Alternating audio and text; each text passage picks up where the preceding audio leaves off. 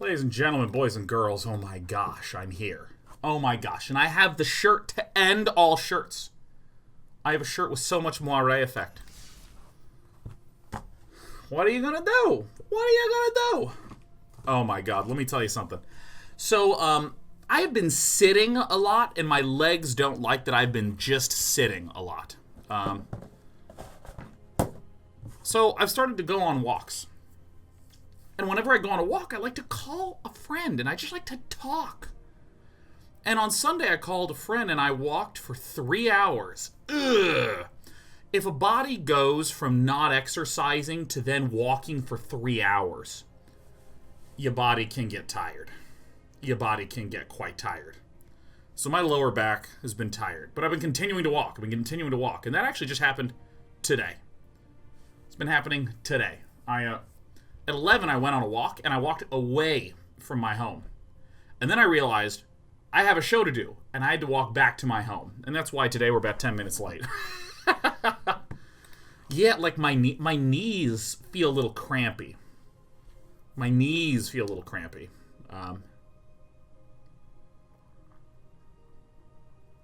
So, I've been trying to just walk, get blood flowing and all that stuff. Oh. Trying to do stretchies, little stretchies. What is the name of the moth?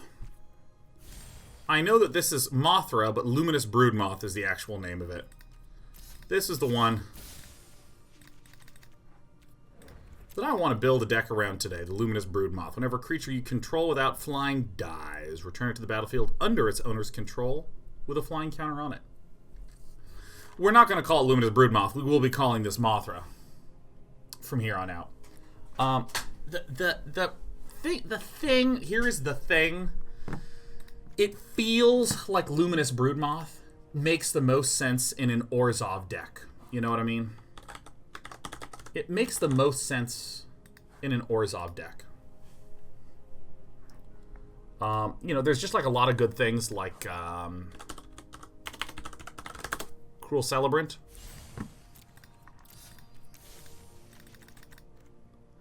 Whenever Cruel Celebrant or another creature planeswalker you control dies, each opponent loses a life and you gain a life. That seems pretty good.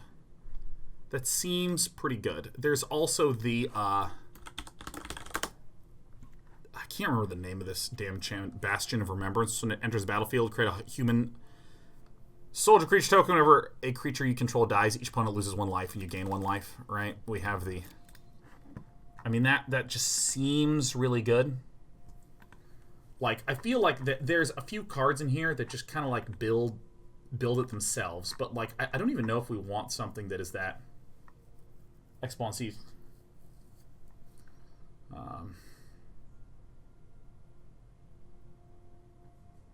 Whatever, we're gonna give it a shot.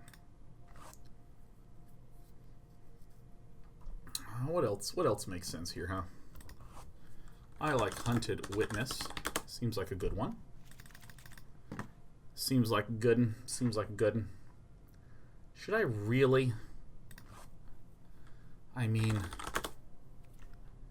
seems like a good one. Let's make this standard. I mean, there's something about this that just seems really solid. This little pile of cards, you know what I mean? Something that just seems really good about it. Oh, yeah. Deck's building itself, huh? I like this Heartless Act as just a way to get, like, a creature out of the way. I don't want a lot of them, but I like some of it. How does Cauldron Familiar interact with the Moth? When you sacrifice the Cauldron Familiar, it dies, and then comes back as a 1/1 with a flying counter on it.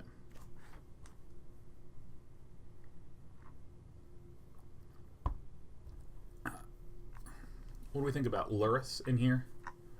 Yeah, Lurrus could be a thing.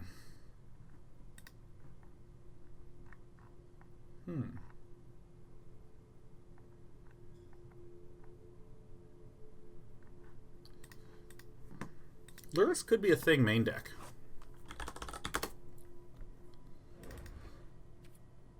No.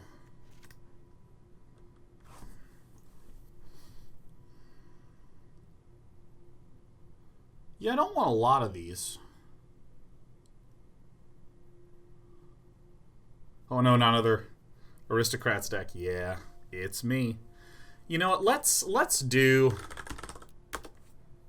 What happens with Night? What? Let me read the text on Nightmare Shepherd. Whenever a non-token creature dies, you may exile it, create a token. No, this has anti-synergy with the Broodmoth, doesn't it? That has anti-synergy, doesn't it?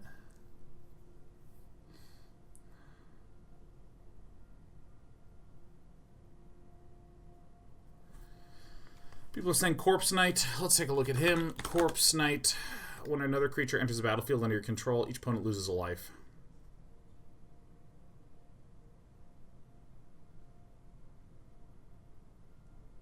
Doesn't really fit in with our death theme, but it's okay. It's okay. There's a couple possibilities here. What's the name of the...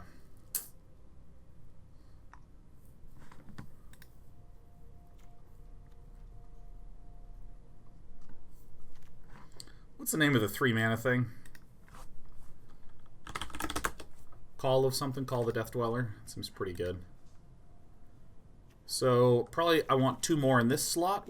What's reasonable?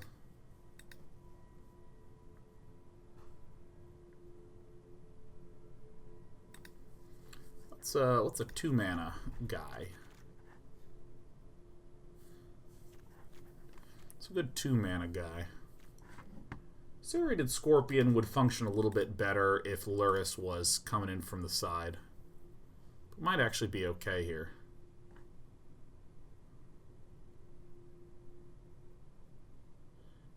Yeah, maybe Serrated Scorpion's actually really nice.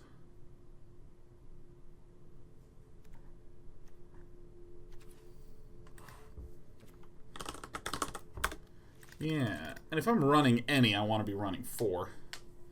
Dude, I kind of want to just not run Witch's Oven. I hate that card.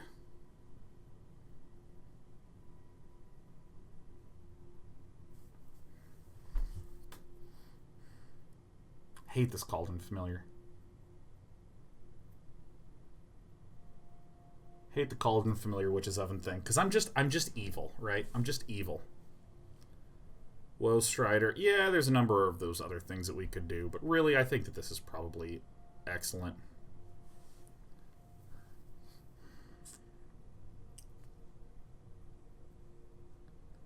What would we cut to make this work?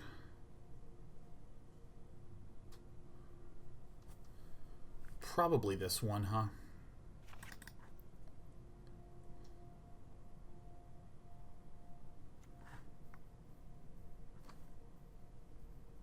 That makes sense. This does look like a 24 lander for sure. This curve looks correct. This all looks correct. This looks correct. Looks correct. Looks correct. Yeah, we already have 4 Priest of the Forgotten Gods in here. C.W. Stearns. I don't know if I want to run this in best of 3 anytime soon, but I mean, the gist of this deck is actually quite clear. We summon a bunch of annoying dudes that this pings for damage, dies and pings for damage. This dies and makes another dude. This makes everything ping for damage. This makes everything ping for damage. This brings back things that ping for damage. This brings back things that ping for damage. This brings back creatures, which then when they come back, they can ping for damage. It's all about death and pinging. Yeah. So, let's see. What are our numbers going to be? What's the name of the black-white Shockland? I cannot ever remember the name of the black-white Shockland.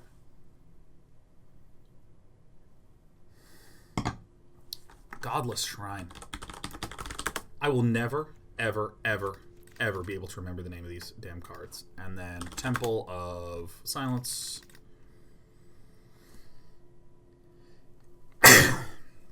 And then a pair of Lochthwains seems fine.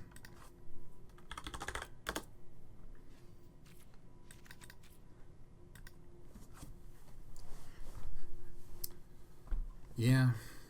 Let's look at our collection of banner mana. Looks good to me. Looks good to me. Enchantment removal, we don't really need it. We're the beatdown. We don't remove enchantments. We just are a herder. I mean, Orzhov Enforcer is a card, but I don't necessarily know if it's needed in here.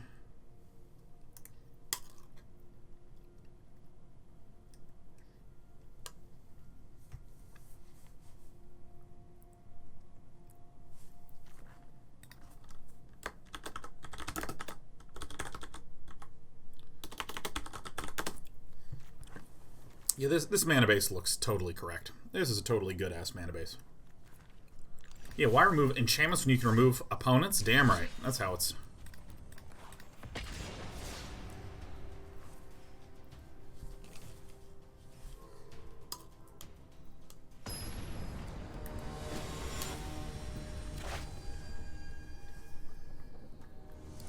"24 lands seems like too many for that curve.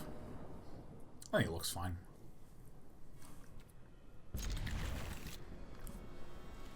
"24 land is like not a lot of land, to be honest.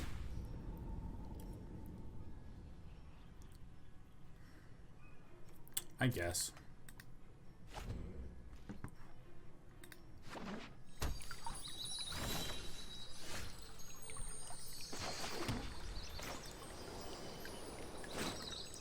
Gyruda, Doom of the Depths. So we should be winning this one somewhat handily, huh?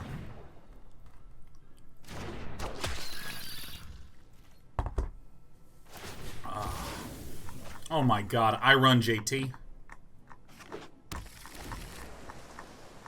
Just gifted 10 and then 3 for our lucky number 13. Oh goodness. Oh no. The round number 12.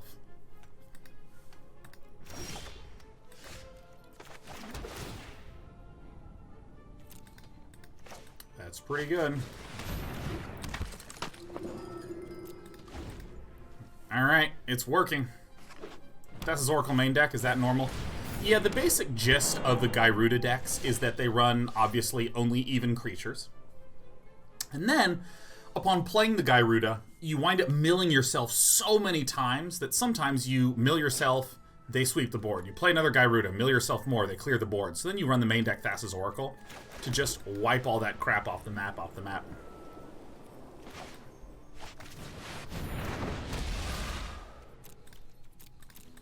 No sweepers for you.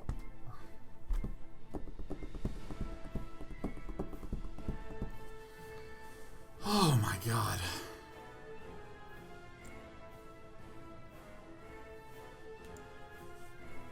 Man, I am tired after that. Let's see how far I went. According to this odd measuring device of anytime your phone just shakes vigorously, it's like, ah, you took a step for sure. Ooh! A clean 5 miles. It's too much for my poor body. Okay, so we have a Spark Double. That's nice.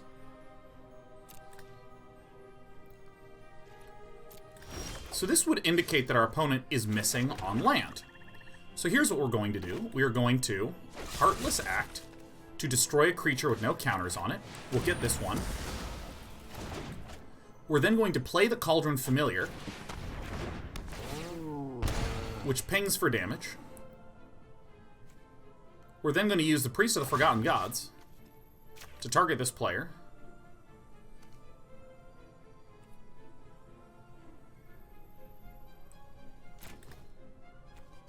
This one and this one. We submit. Pings for damage, pings for damage. Bang. Comes back. Bang. Comes back. Bang. Comes back. And then we get to draw a card and we get more mana. We play this.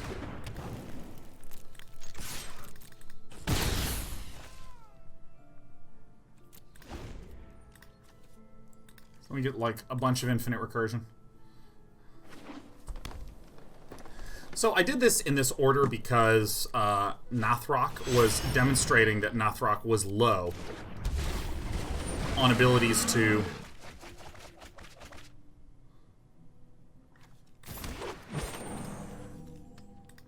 My ability is to generate mana, so...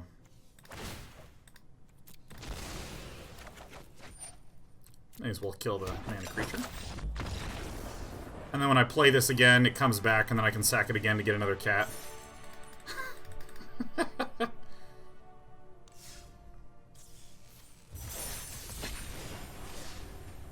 Rockwaffle says, would you say Mothra functions similar to Anax?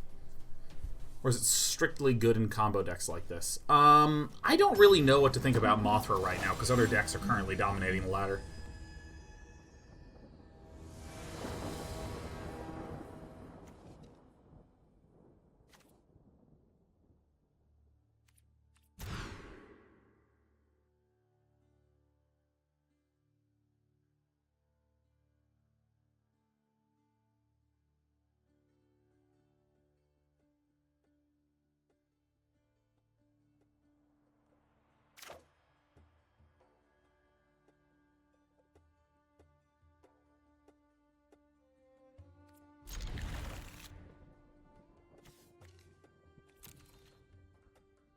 So here's an interesting question.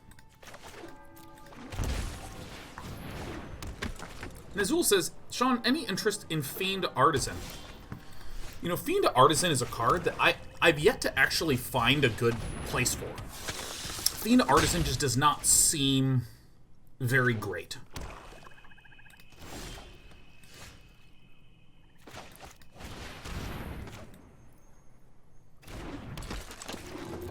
Because in a deck like this kind of deck is not going to succeed or fail by having a large creature.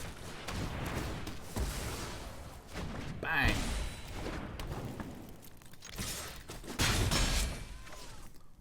This deck succeeds through lots of successive pings. So what I need is lots of pings and then like the value to be able to perform said functions.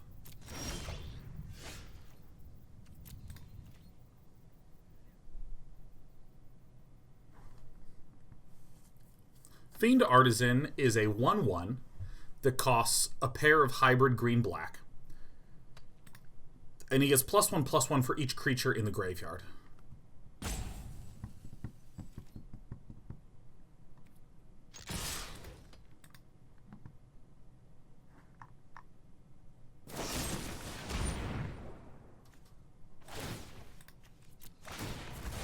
Bang!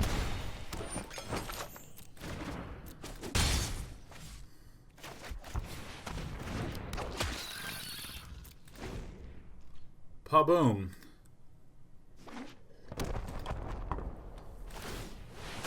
This deck is probably exclusively worse than the Rakdos deck. I almost want to do a healing Mothra deck.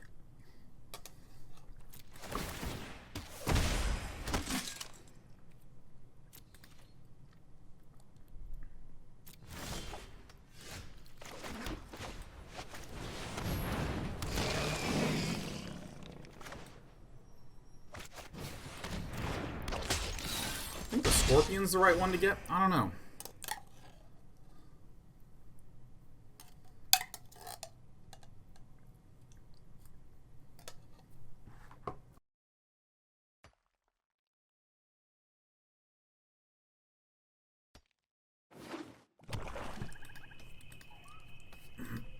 Go Lurrus. Meow!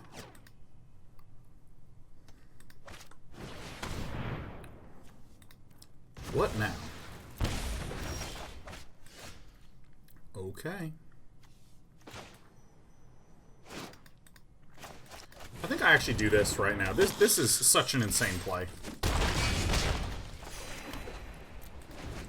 This is such an insane play, because now if the board gets swept, our opponent dies.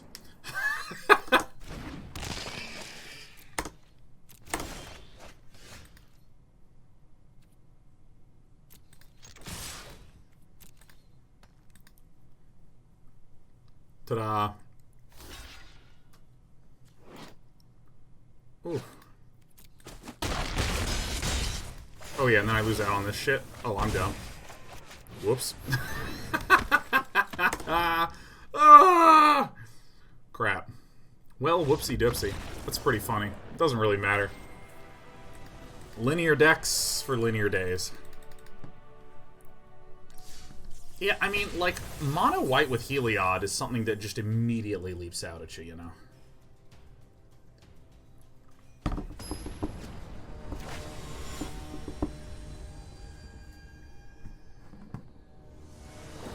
What if we run our own board wipe? Yeah, baby.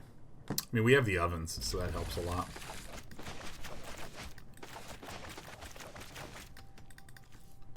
So, Gyruda deck. Let's see if we can win with just ovens and 1-drops, huh?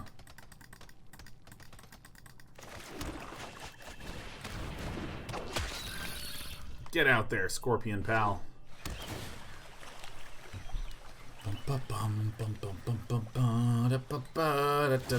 Oh my god, I can't even tell you how relaxed and sleepy I feel right now. Yeah, this deck is... I can't tell if I want a pillow or don't want a pillow. The pillow is nicer on the booty, where I have some piriformis and syndrome, some tight butt. But without pillow, it's better on my lower back. My lower back is achy. Does this ever happen to you guys? If you go on like a long hike, your lower back is tired?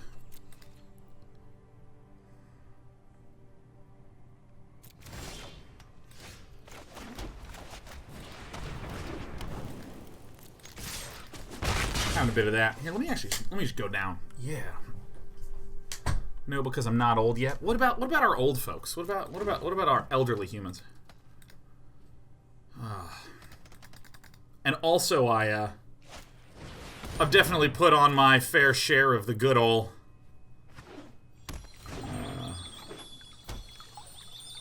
weight gain, good old quarantine 15.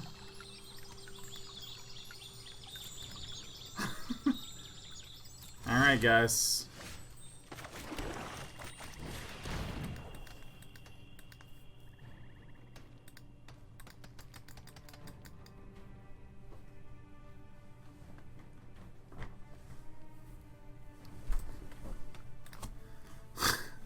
Magic Name says, you ever watch Netflix documentaries in bed for an entire day and your lower back hurts because you only stood up to pee? I actually hate doing any media consumption in the bed. I hate it. I want to sit down to consume my media. I hate lying down and watching TV. I hate lying down and watching TV. I despise it. I don't know why. Speaking of watching TV, well, this is a movie.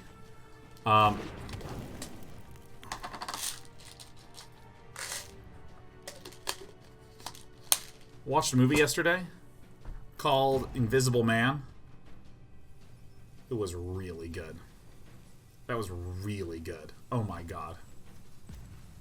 Take myself a little Advil.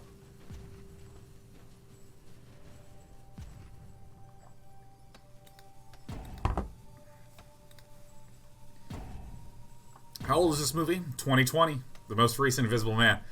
It was spectacular. It was spectacular. Oh my god, one of the better movies I've seen. Period.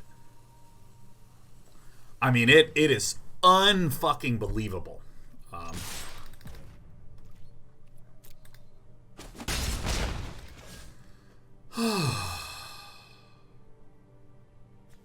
Screw it.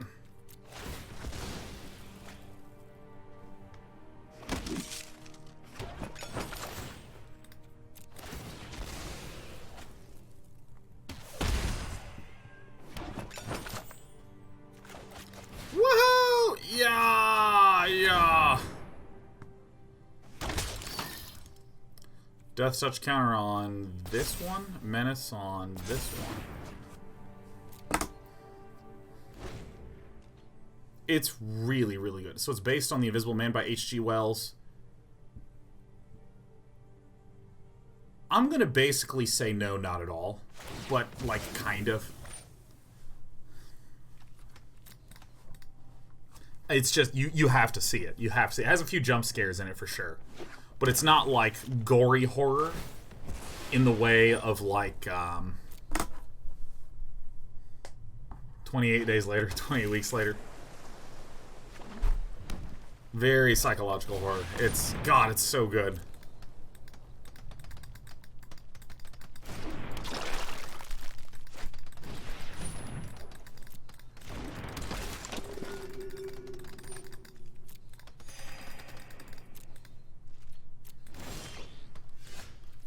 Oh, Mothra, get in there.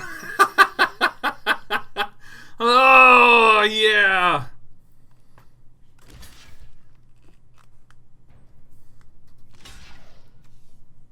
There's a menace counter. All right, well, you can't block that one. That's good.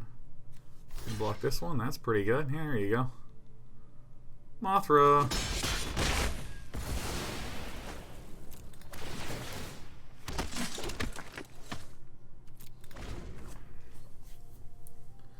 Mothra.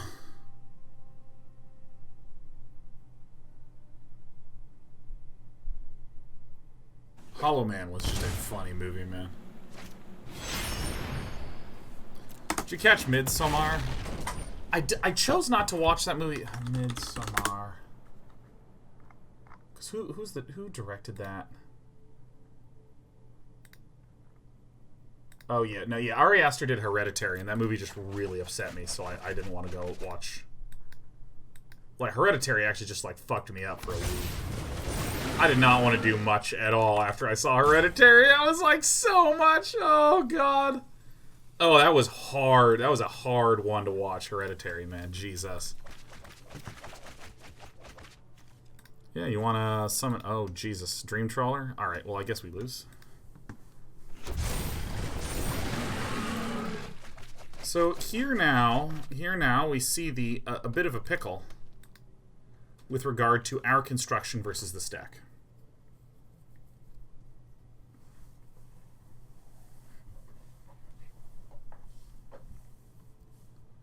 Look at anterior pelvic tilt for that back problem. Oh yeah, I know about that. Doesn't change the fact that my poor little back hurts.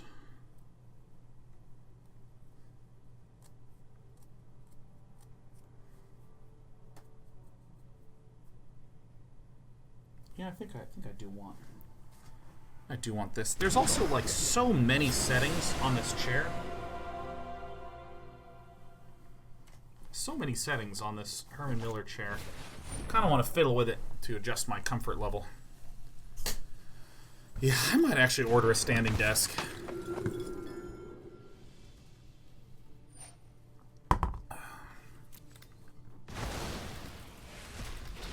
Alright, here we go.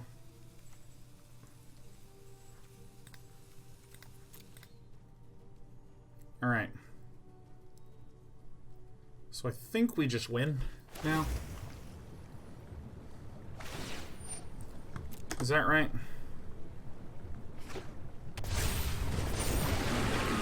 Unless a Dream Trawler comes down. Uh-oh. Fuck.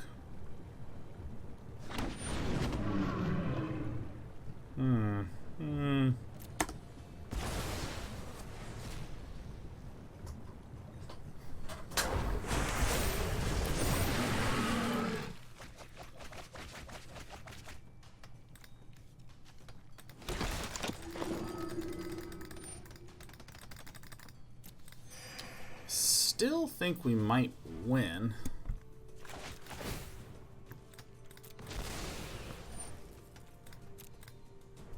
Alright, who's ready for the longest, most boring set of pings? Who's ready for some genteel action? Let's go ahead and prop this up a little higher. Make me sit up straighter, huh?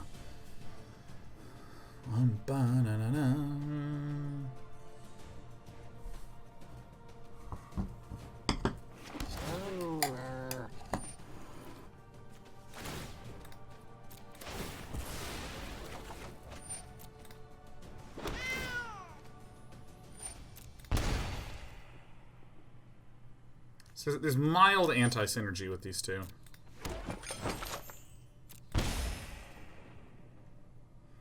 Think I'm done with you, buddy.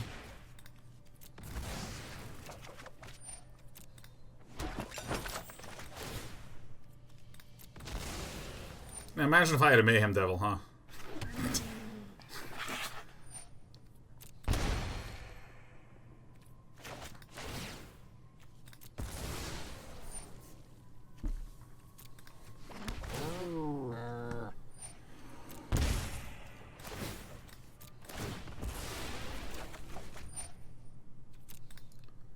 Code that up. Says Day 9 just came here to say that you rock and Jeff Hoagland sucks. How dare you code that up? I'm quite the fan of Jeff. I watch Jeff most mornings. I have my eggs on my toast and watch little Jeff Hoagland. You back off with that right now. Code that up.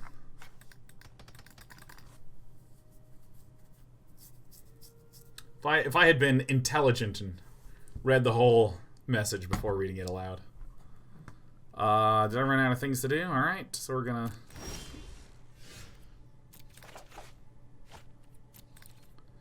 So that is the game, huh?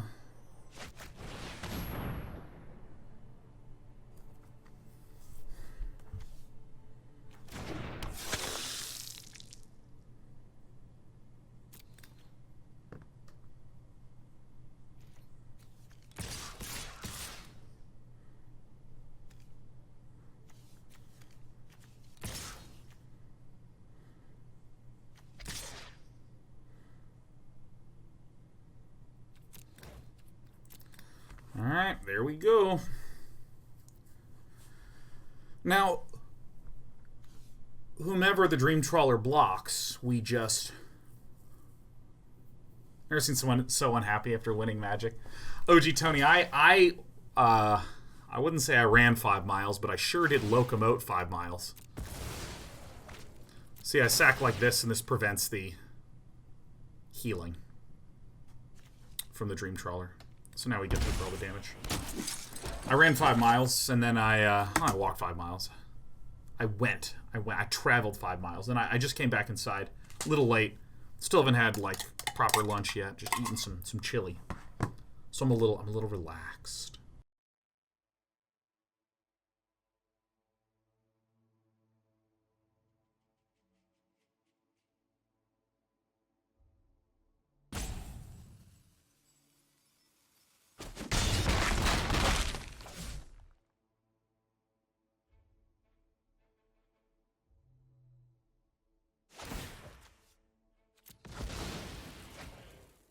Proper death.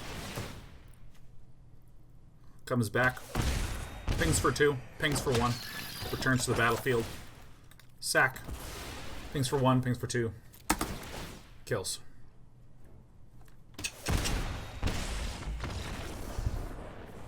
It's very good. It's very, very good. It feels as though we want a Low Strider.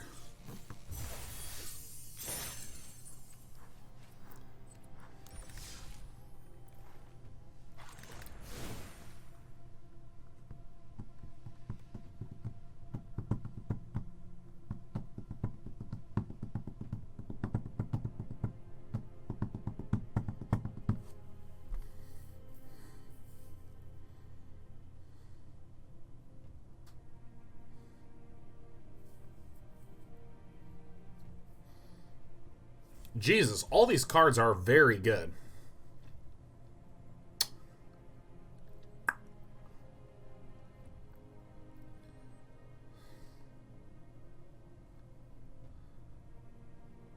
Surprised at no Midnight Reaper. Lefwins, I'm not entirely sure we need one. Because we basically, this is card draw, and this is card draw. A way to actually bring this far lower to the ground is to say, yeah, to hell with Mothra, cut these.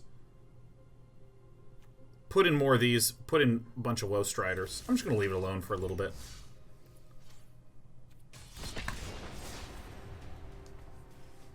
We want a lot of on-death synergy.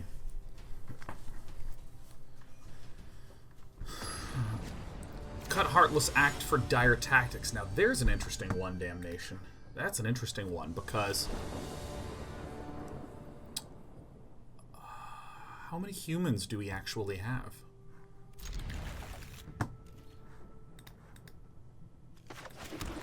Maybe we don't have enough humans. I think we don't have enough humans. Gosh, I just cut 2 witnesses, add 2 striders. I think that's actually a pretty reasonable shape of a suggestion.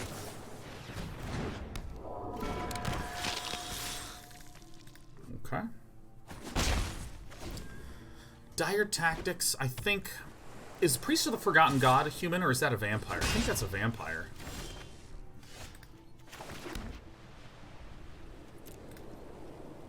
Let's see if we can bait out sort of a flash summon.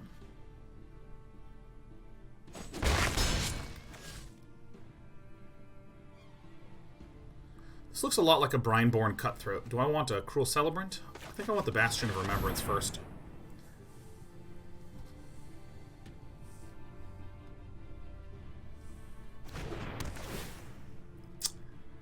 So I think the Hunted Witness is a human, and Priest of the Forgotten God might be a human. So it's like 4 or 8 or some shit like that.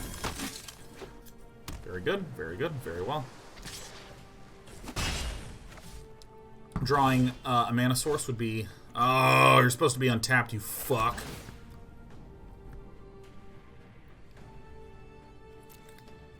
I do want it.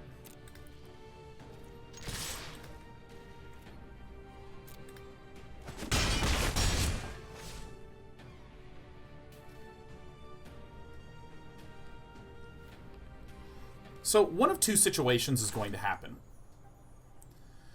I will either have this countered, and then 4 News will have no additional tools on the board, which is fine for us. Or, 4 News does play the Brazen Borrower, and we're okay.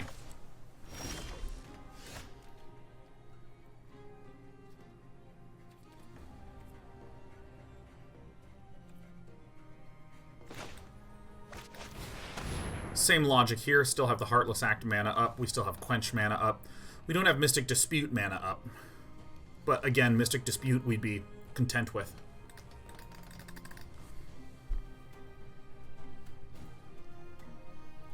Azul says, I know that you went with Mothra, but have you thought about Mono Black with Ayara? Oh yeah, let me say very bluntly, Ayara is just a good card, and Mono Black is like just a different deck. I mean, really... The difference between Ayara and Mothra is I'm choosing to do a Mothra focus in the morning.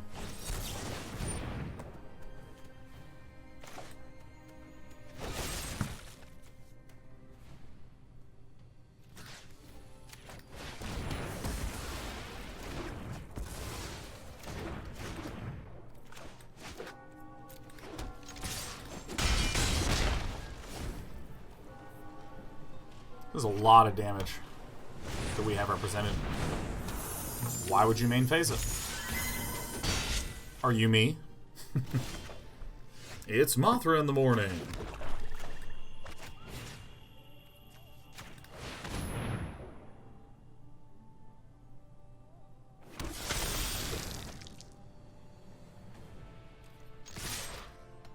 Swinging with everything.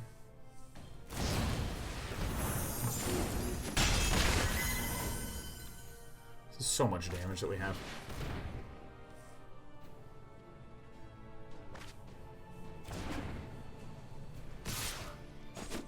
Bing bong.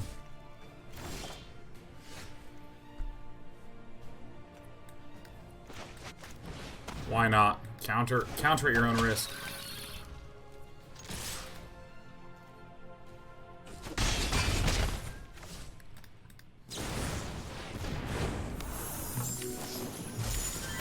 Yeah, I think For News is basically saying, as long as I never have to...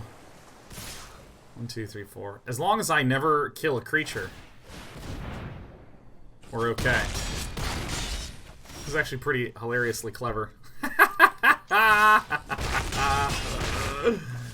Oh, God. Unless there's a negate out there.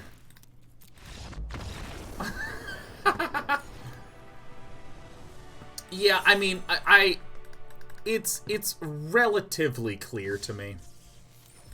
You know, let's actually make this minor change.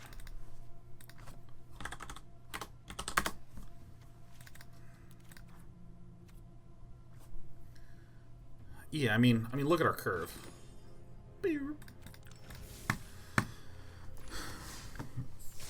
Yeah, the Hunted Witness is probably the least dope card that we have at our disposal.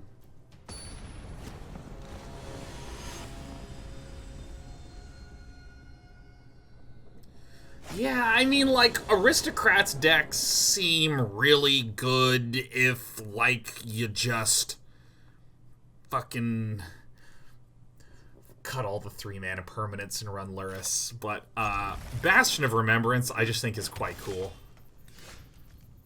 Kahira the Orphan Guard, huh?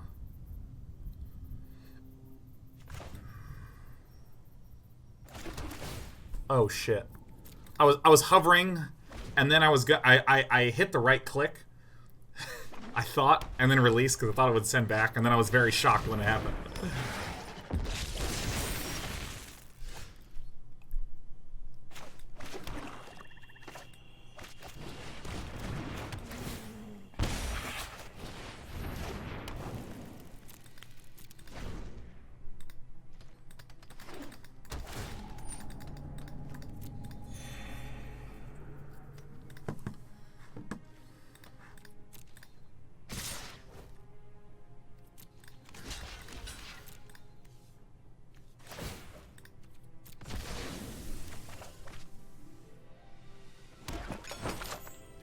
Here it comes, and a bang!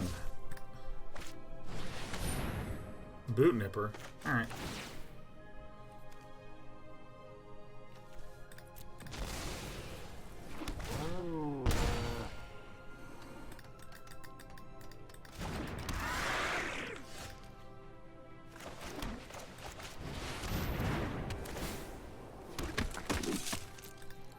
Yeah, I wonder if we could go full cat free. Cut the witches' ovens, cut the cats. Get him 400 witnesses. You got it.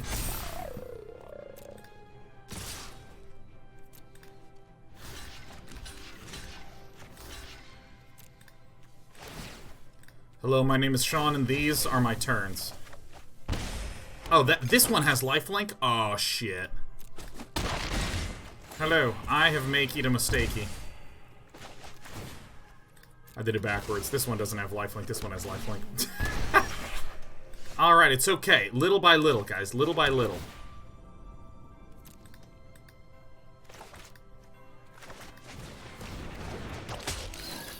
Cats and ovens, boo. Thicker units, yes. Superwalk says, hi, Sean. What up, Superwalk? What is up?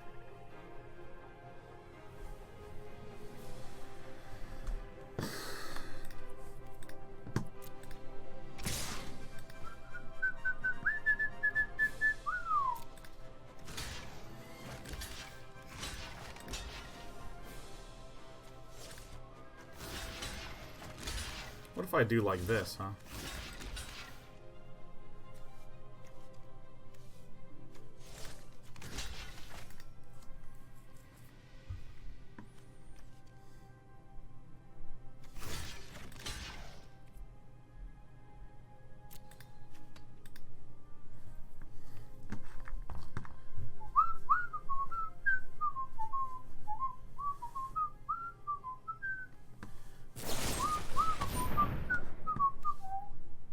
We want to destroy this one.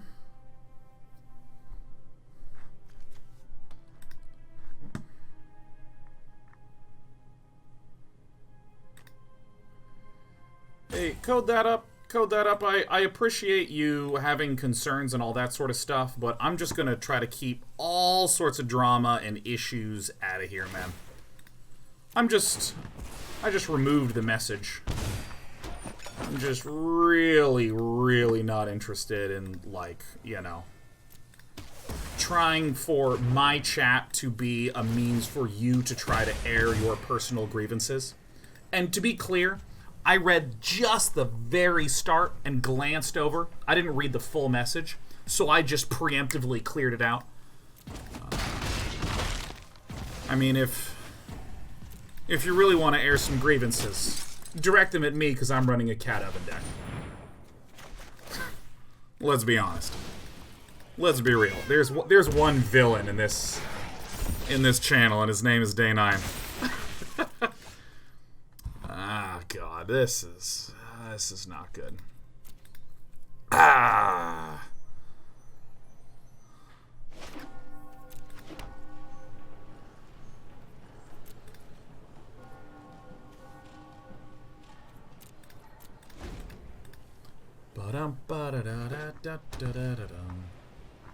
I say that and everyone in chat is just like, ah, Dana!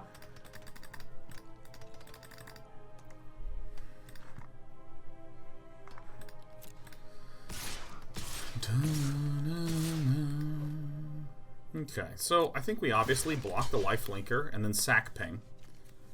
Do I don't even think I block with this guy yet.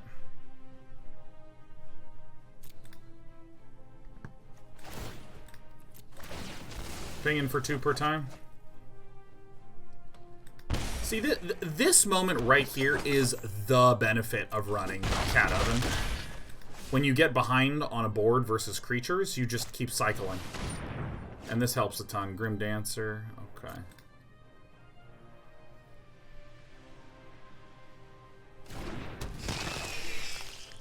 Menace Lifelink, yeah, I don't want that. That seems... Holy fuck. I think we lost. Holy fuck. Alright. I am not willing to continue to play out this game because I think that I am dead. We can't block this one because it has Menace. Damn, we lost a single one. Like, here's the thing.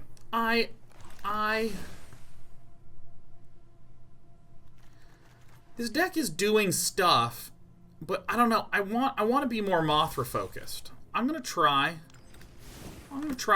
this other exploration that I was thinking of, which is mono white Mothra.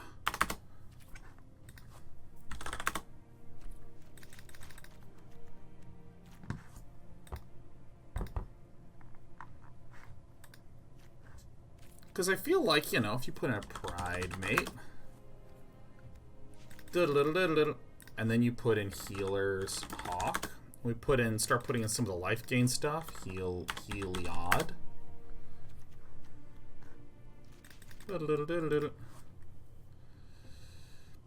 What is the name of the triple white life-linking lady? Linden. Daxos, Blessed by the Sun. Maybe we actually want a 4th Daxos. This guy has always been an all-star. But I'm always leery of doing more than 3 legendaries.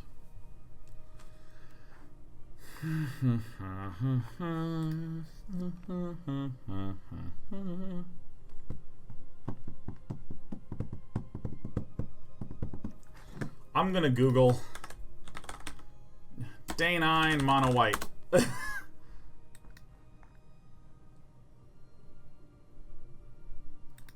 Alright, quiet. Please don't play an ad. Interested? No, I'm not interested. Let's see, what else did I put in here? Oh yeah, giant killers.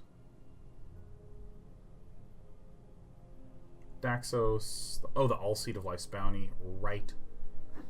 Oh my god, that's right. Ajani, Strength of the Pride. Chaka chaka, chaka chaka.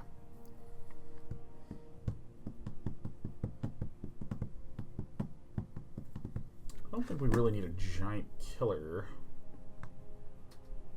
Let's do the Alseid. Alseid. Alseid of Life's Bounty.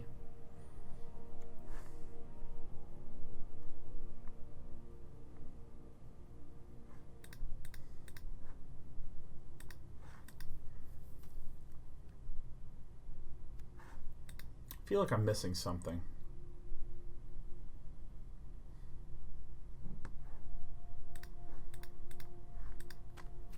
Orator? Who's the Orator? Passion Orator. Nah, that guy's very weak in here.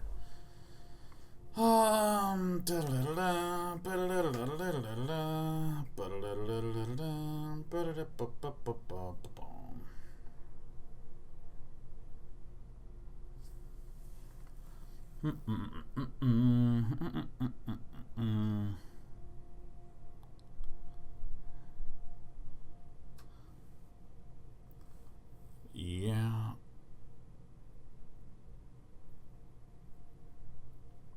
Yeah. This actually feels like a good place for Lurrus. No, don't put him in.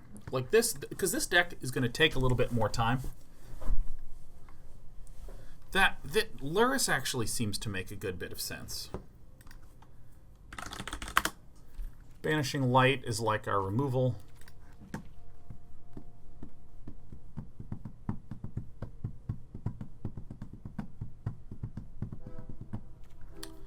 going to run a pair of Tomiks. Tomik. Chugga chugga.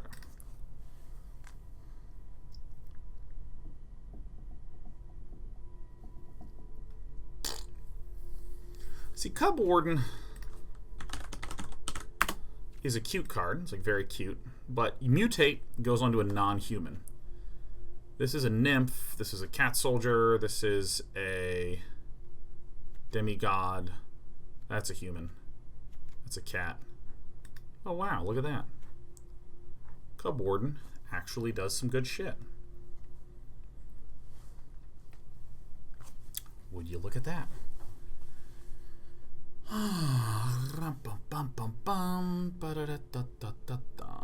Are there any other double white devotion-y thingies?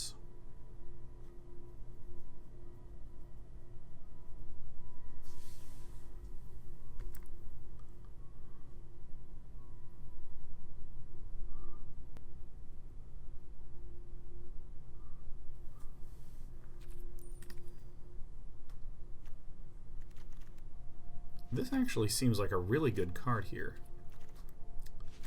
Maybe just another Banishing Light.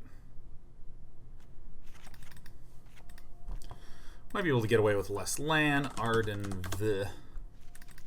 Are there any other interesting, tight, nifty lands that exist? Oh, what is the name of the thing? Draw land. Bonders Enclave. Seems like a useful one.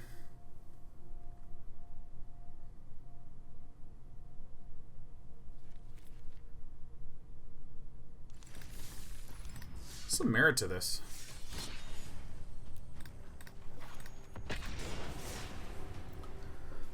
What about Impassioned Orator? Impassioned Orator is a card that actually secretly sucks. It's a 2-mana 2/2 that does nothing on its own.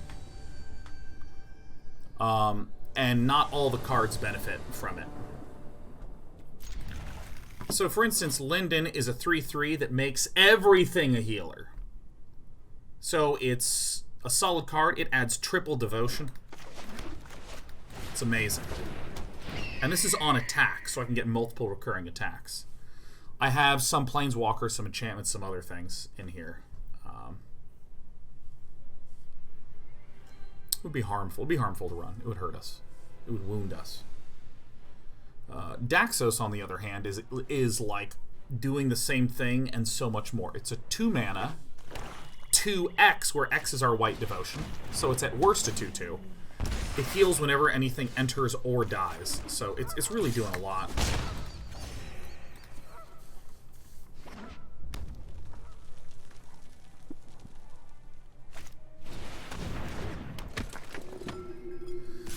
So mono white typically struggles with card draw.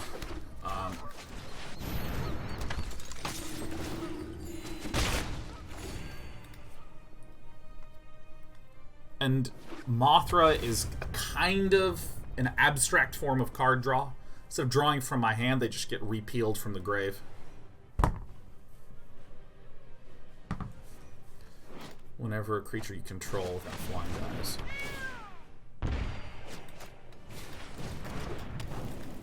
This is a good test. Sack both of these. I pick up this, huh?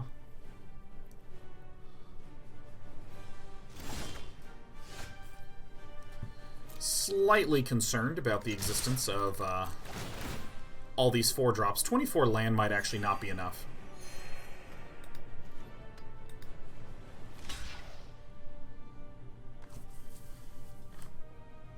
Maybe we want 25 in here. Maybe 24 is fine.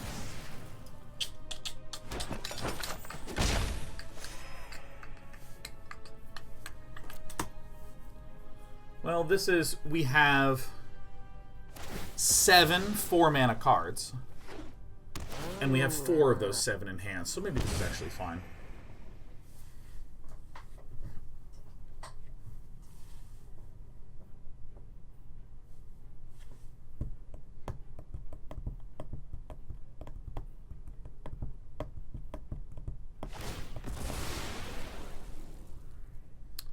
Goodbye, my sweetheart. It's an argument to be made to chuck Linden.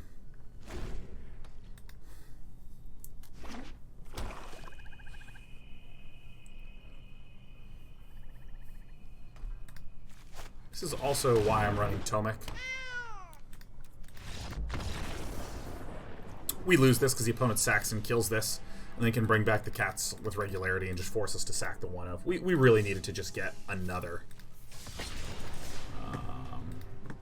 game going. I don't think that that's too big of a deal.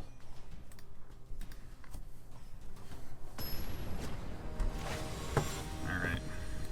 I actually have to, like, lean forward and sit like a normal person. Alright! Hey! He's fucking on! Whoa!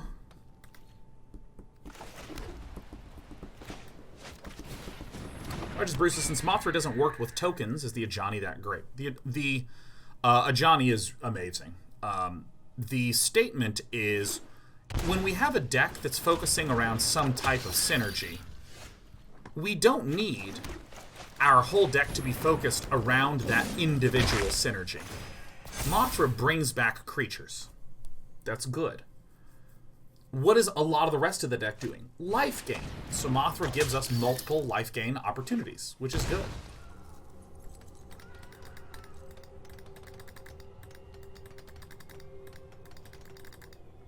Playing the Firstborn is a pain.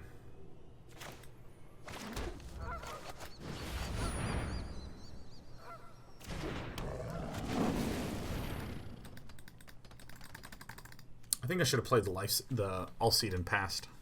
This is scary, but whatever. I don't have any of the sacrifice targets, so it should be fine. But yeah, I mean, Mothra is just a thing that lets us get a whole bunch of our life gain things back. So the Mothra is helpful for a lot of our powerful creatures.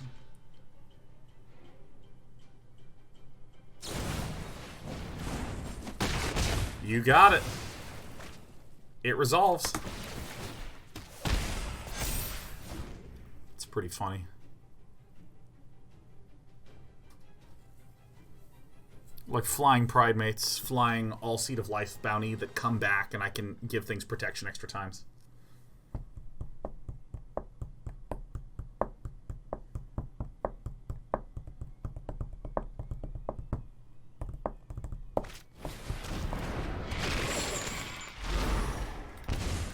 Oh no, I'm gonna take damage.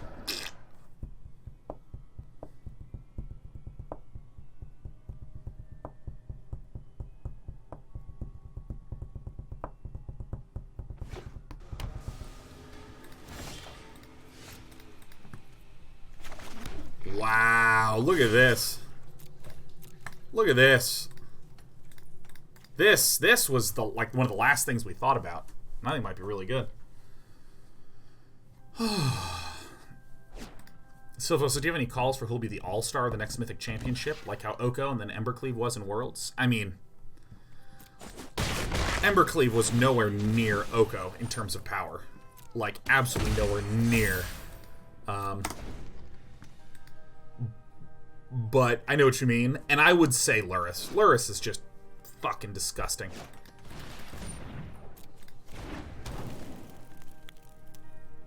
So end of turn, we will do this. If our opponent tries to target this with a removal spell or something like that, we just turn this person into protection. Lurrus seems to be the true nuts card. Gyruda is what I would call an invisible wall. That's a little bit more visible than it would be in other games. But Gyruda says, I make sure you don't try to get too greedy. Oh my god. My legs are tired, man.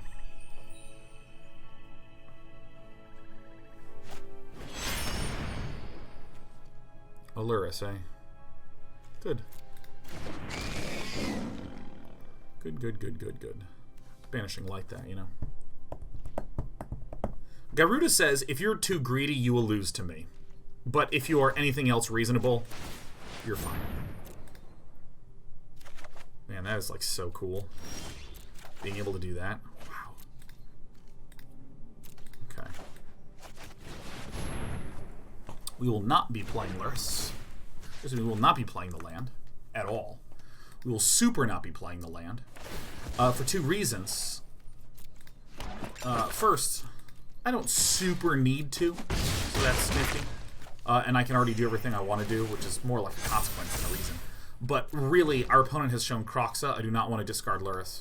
I would much rather keep Lurrus and then replay Ajani's Pridemate.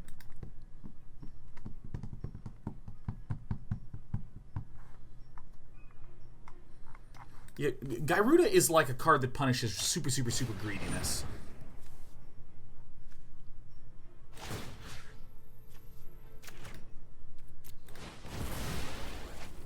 Protection from red. Lurrus is very nice here.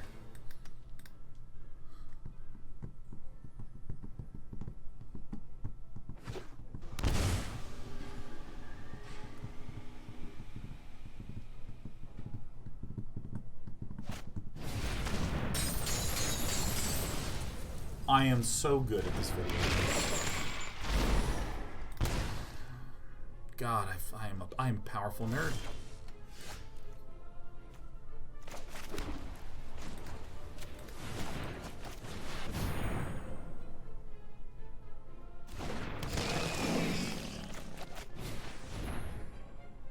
How many Lurruses are in here? I believe it's 3.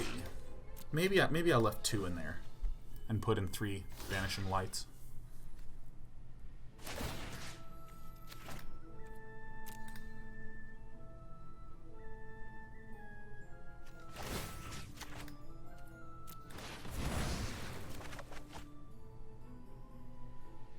God damn, that is so powerful.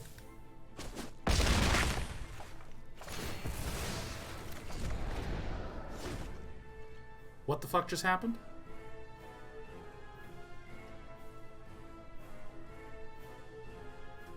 Did I just click white? That's fine, man. I just need more coffee. Nice, I give protection from white. That's so good. I literally built a deck with the synergy in mind. It happened. I'm marveling at how wonderful it is. And then I proceed to literally not hit the button. Like, the easiest step at the end of the day is the hardest one of all. Do I even want to... Excuse me, play this guy out? I don't... I guess so. My opponent doesn't really have that much. I know it's 1 per turn. I was intending to draw out the Ajani and just be like, do I even want to play this Ajani?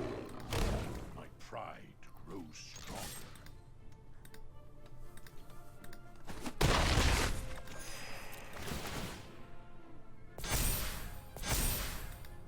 Yeah, see, I should have played this one if I was going to play this, but after I played this, I suddenly had second thoughts. I mean, this is one of the hardest cards in the game to play. You have 5 buttons you have to press. You have to click on the right one. It's tricky. Wow, Lurrus. Lurrus, not even as a companion, is very nice.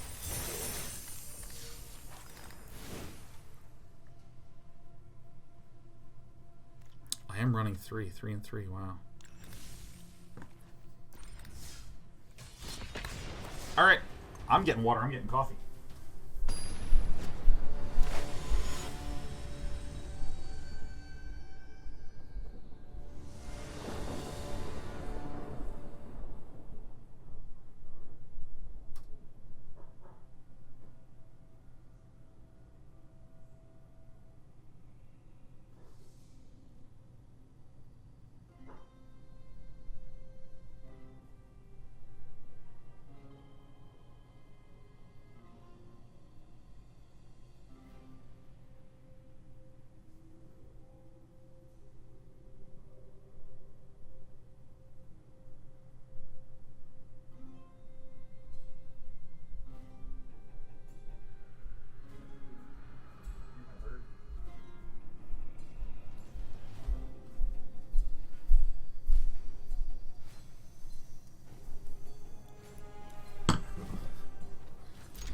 Looks good to me, man.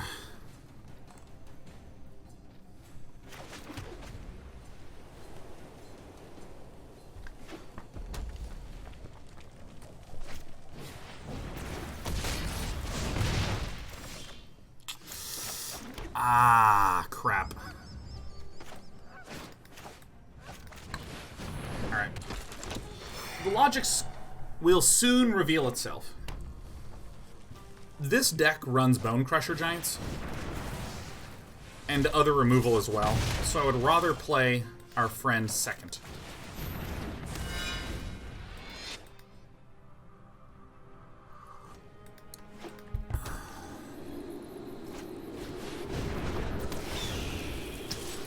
See? See how smart your friend Sean is? It really, at the end of the day, what I find most difficult is any buttons. Any buttons at all. Real challenge for me. We will still not block should an attack come out.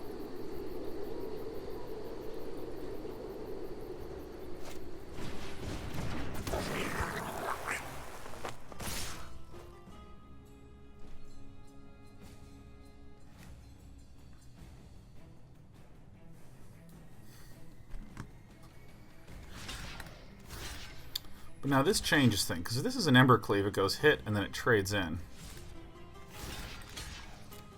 Let's do like this. Because now it's just a 2-2.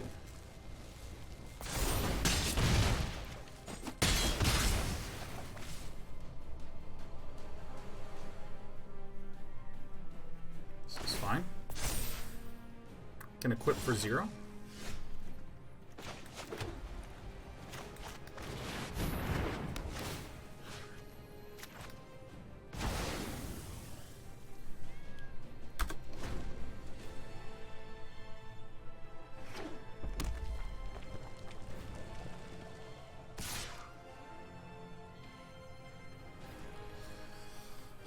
Like, our deck does get shit on hard by the Winota decks, though. Like, our deck doesn't have any instant speed removal. Alright, guys. Good job. You guys you're doing good work.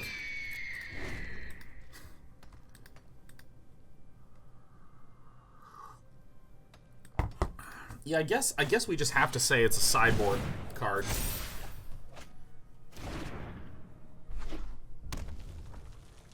Deploy Air Force.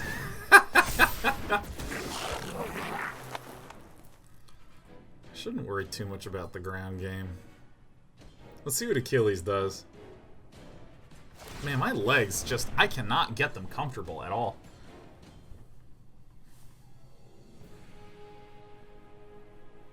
Has anyone else seen the movie The Invisible Man? That movie was excellent. Like, that is like a 9 out of 10 for me. I've been wanting to watch it for a while because the premise is so good. Alright, I wonder what this is about.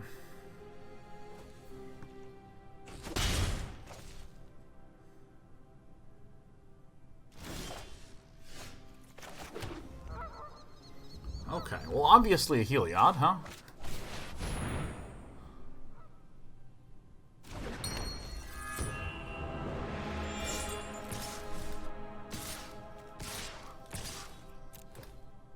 I think I do swing with all three.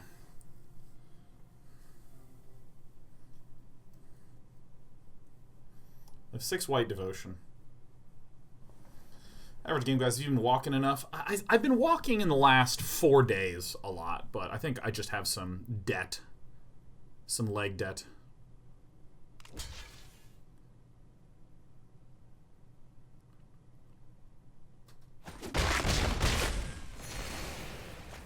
Kabam. Bada, bada, bada, bada. I think we want the biggest Pridemate that we've ever seen. I think we just want a huge Pridemate.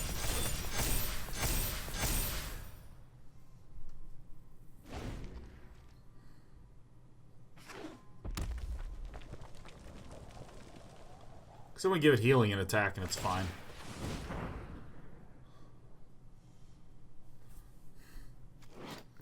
Don't stop me now.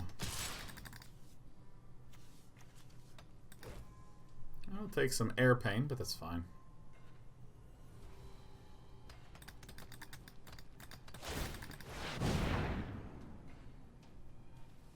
Silvo says, did you scope the new animal patch? Or Animal Crossing patch is coming tomorrow. Oof.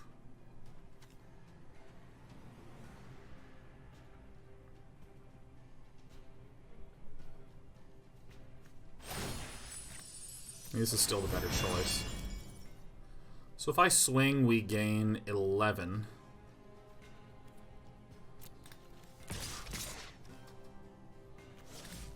This is a very simple and effective play. Now this guy's huge, has lifelink. So we heal for 9 every swing. And we just make a big blocker. Yeah.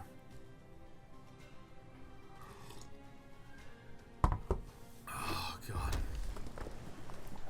Yeah, I think a big issue that I'm having is that I sit a little funnily when I want to chat. I like sit and I put my leg up like this. My body's like, ah! I've been doing all these stretches like on my foam roller.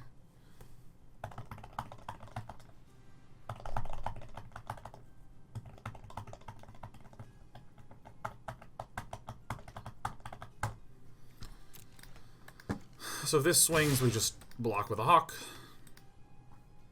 Super, super, super straightforward blocks here. Block this, and the dude did not elect to make it unblockable, so I'll block like this. And that's just not enough to kill us. Never would I ever have thought.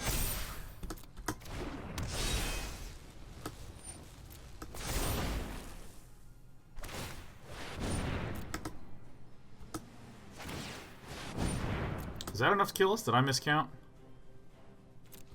5 comes through.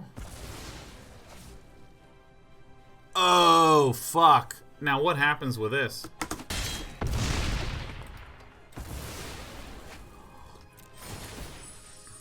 Alright, good.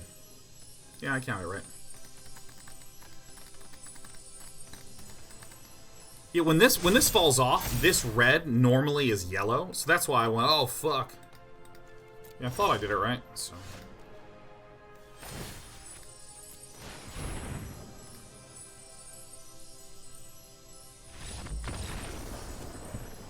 Woo! This is very cute. So let's figure some stuff out, shall we?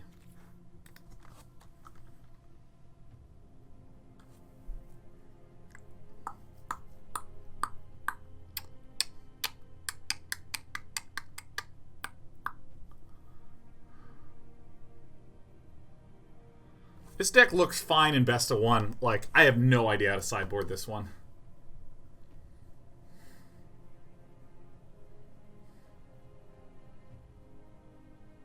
Grey Bone Daddy says he missed lethal with Steamkin. Oh, shit. That's a really... Ooh. Nice tunes, Bone Daddy. Man.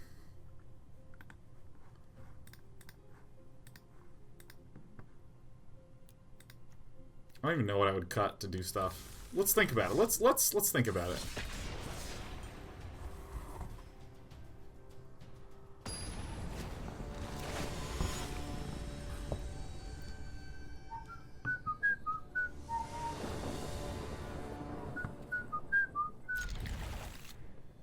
Heliod's punishment recurs with Lurrus.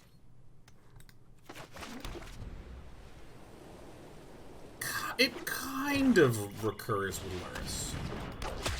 It, like, kind of, sort of recurs with Lurrus. Because...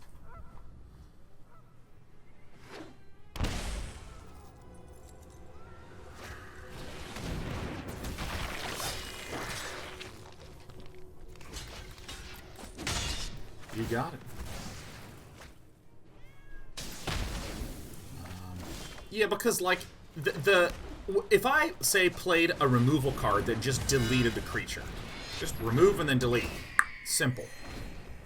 If I removaleted a creature, then it's just gone and I'm happy. I'll discard a land card.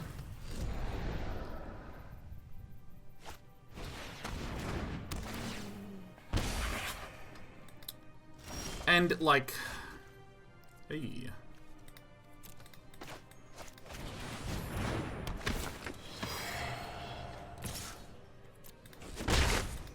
Yeah, I mean, with Heliod's punishment, the card is disabled for just 4 turns, and then it falls off. And then I can recast it, which is technically giving it recursion, because I can, like, re-bring it back. However, if I just played, like, a Devout Decree and blew something up, the card is permanently gone. I feel like in the situations in which it does recur with Lurrus, you're sort of sad. Anyways, well, you know what, let's just play Lurrus.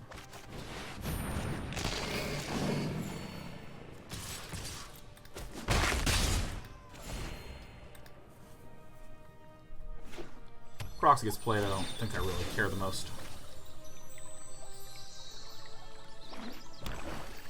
I'm not explaining myself well, even remotely, so I trust that you just think I'm a smart person. I trust, that's what I just assume.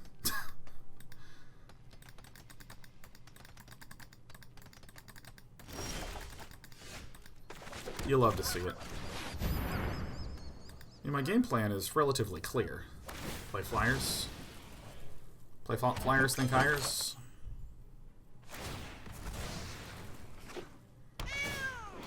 And this guy has lifelink. I kind of forgot about that. Like, legitimately, I whiffed on that. I mean, if this gets blocked, it just comes back in the air, so... Yeah, I think we will actually outheal this.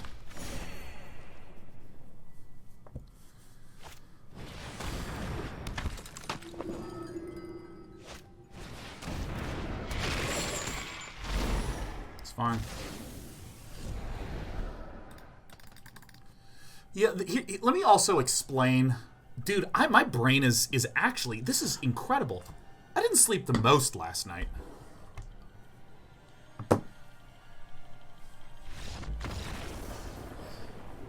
Wow, that's pretty sick, huh? My ability to explain, which is typically, like, my biggest strength as a person, I think. My ability to explain is...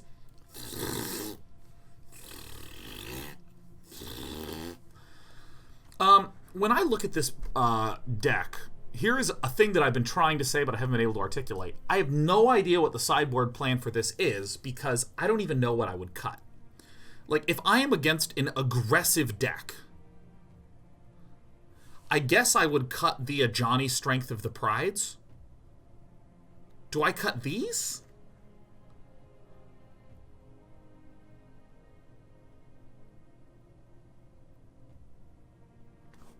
Maybe this is what I cut versus aggro. So I feel like I have 3 cuts versus aggro. Would I cut a Tomik versus aggro?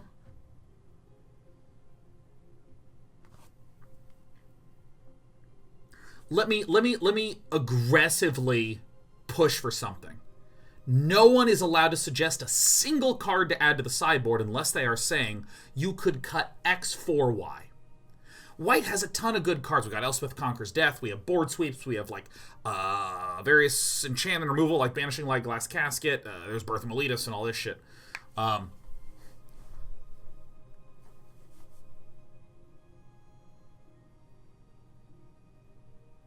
And that's my pickle. That's my pickle. That's my pickle. So I think, like, for instance, against aggro, a 4-mana Planeswalker that just summons a 2/2 feels slow. So I'll cut this, and I'd probably put in Devout Decree or some shit like that. Like this I can get behind.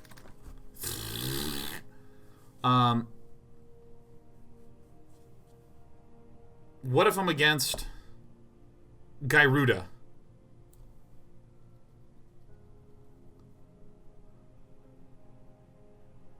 What do I cut and what do I add?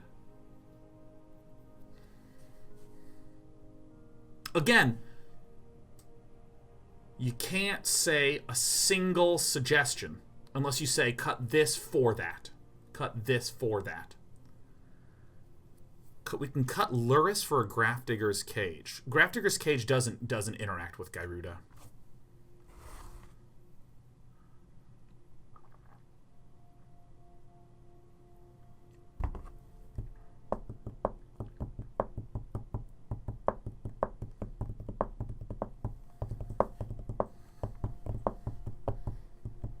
It does?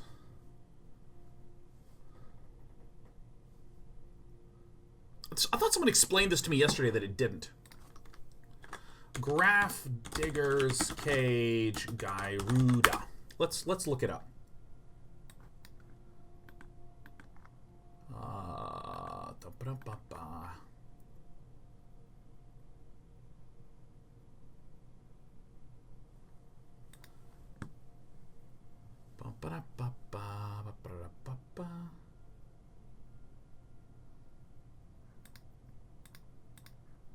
Oh, I'm sorry. I'm confusing it with Leyline of the Void. Thank you. You are 100% correct. You are 100% correct.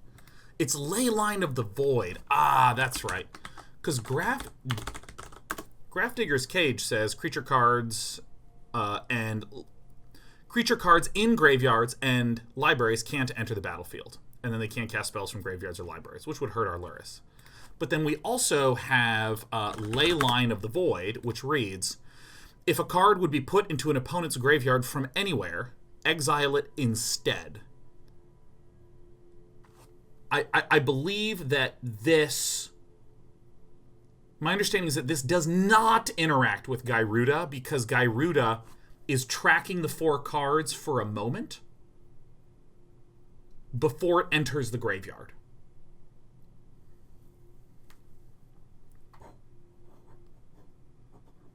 So that's the weirdness. Gyruda does not block... Leyline does not block Gyruda. Leyline does not block Gyruda.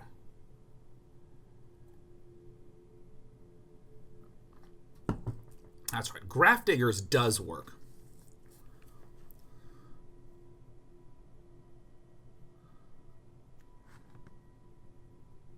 Interesting. What do we think about Hushbringer in our deck?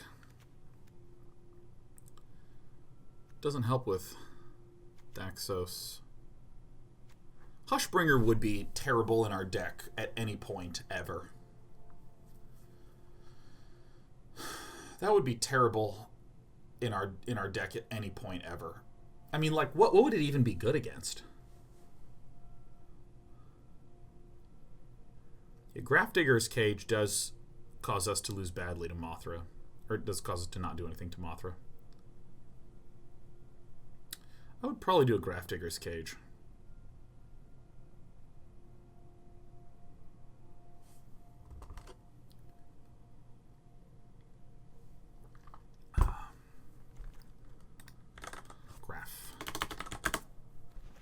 Yeah, maybe we'll put in 3 of these. So if we're up against some sort of... I would actually cut this and leave in the Ajanis.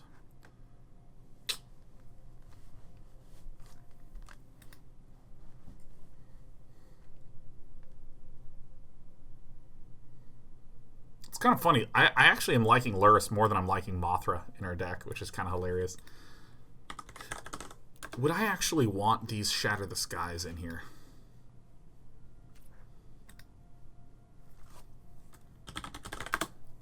Maybe a pair of these. This is kind of an expensive card.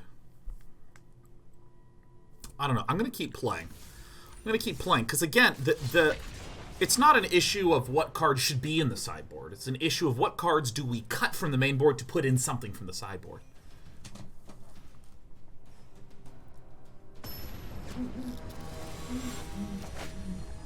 Yeah. The reason why I don't like Hushbringer a lot is that in the current meta, it means that you can get a 6/6 Titan for 2.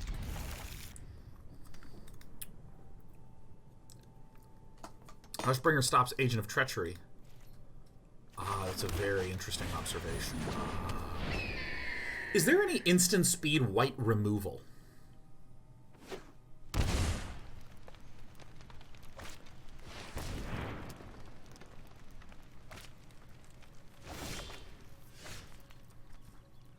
So I might be on the lookout for some cheaper cards.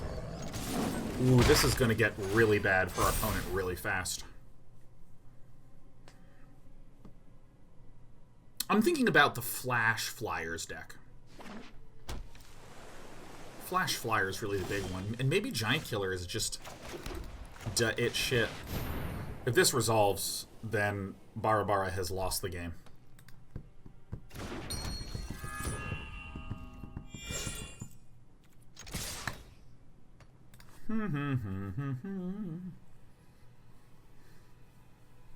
Iceman, I have seen you type 40 messages about the sideboard in the last 5 minutes alone. Let me tell you, if there's one person here who I know is dedicated to getting the sideboard to work, it is you. Iceman 1014, man. Absolutely ready to be Robin. Smash on in. You there, stop! Have you sideboarded recently? Ooh, yeah. Oh, yeah. Oh, right. Oh, baby.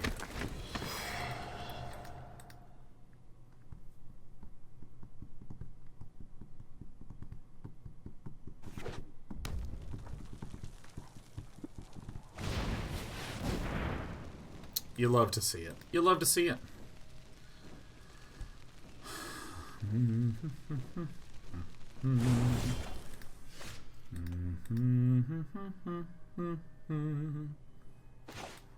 Well, this is the grossest shit in the entire universe. Storm's Wrath away, my friend. Bam, bam, bam. Heal.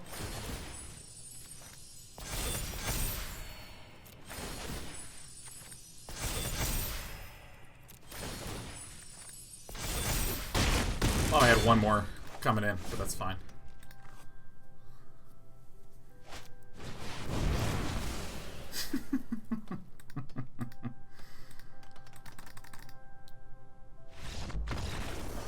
What's Tomik doing for us? Devotion Flyer that shuts down Nissa. She just missed lethal. We were one off lethal. But I did, in fact, put health on Tomik. Yeah, Tomik being a 2-mana, 2-devotion creature is very good. Tomik is just a 2/3 flyer for 2 that shuts down Nissa lands. I mean, that card is fucking good.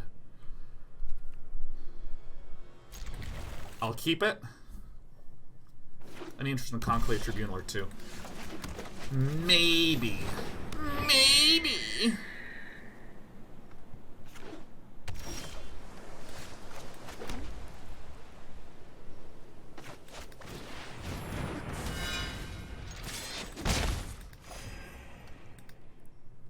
With these colors, I should have played Ajani's Pridemate, I think. This isn't a fight you can win. You know, let's just get a 1-draw off the top. Don't worry, I got this.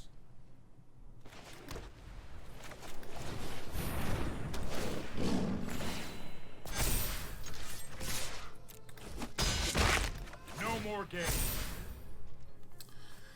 So what is nice about this situation is that if Fast Fish is going to try to plus to try to get a Shatter off, we get to draw.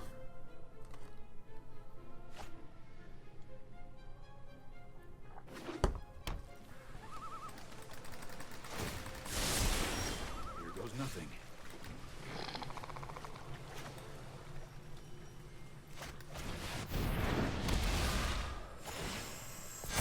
Ooh.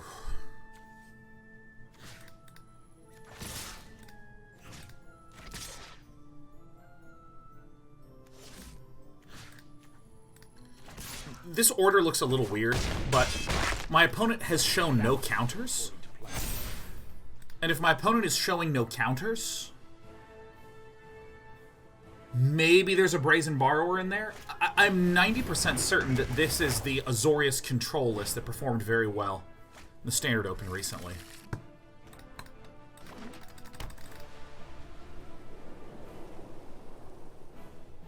One, two, three, four, five, 6, 12. You got it. Not an issue.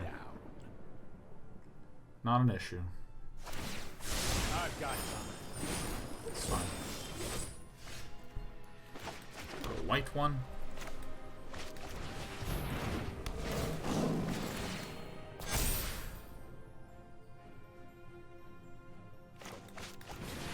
Very hard to deal with this, because I got Mothra.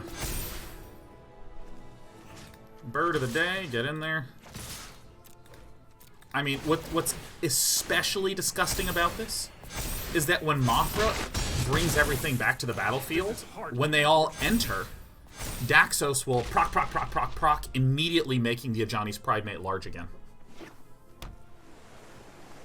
I mean, the only thing that I believe can save Fast Fish is a Dream Trawler. Which should be fine. Let's do the ordering correctly. How do I know which one is which?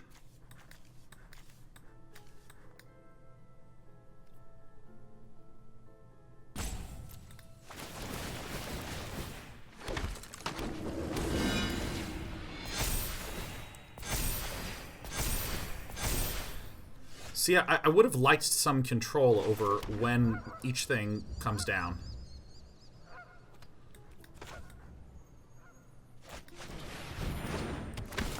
They happen all at the same time.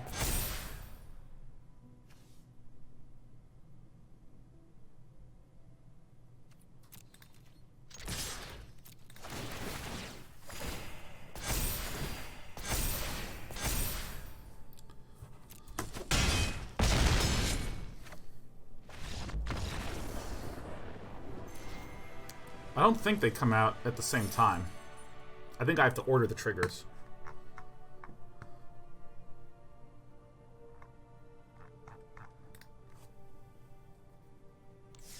Yeah, the game recognizes them at the same time. It's a state-based thing. No. They don't happen at the same time. Whenever it dies, it goes trigger, trigger, trigger, trigger, trigger, and it goes onto the stack. Right? So then I get to choose the order in which they come down. I mean, it literally showed it on the stack.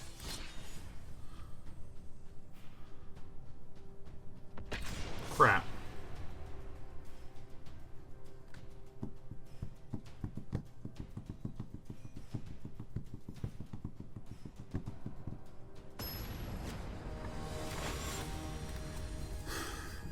Yeah, I mean, all the triggers happen at the same time. Triggers happening at the same time is what causes there to be a stack for me to have a choice to do anything to begin with.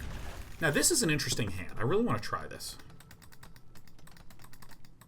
Iceman says, my apologies for flooding the chat. I'll pipe down. No, you are not flooding the chat, Iceman. I am praising your enthusiasm. And actually, it's a way for me to note that you are offering a lot of comments and I have not appropriately responded. So what I try to do is to batch respond, to try to be a little bit more socially with it. And if I came across as insensitive, then I apologize.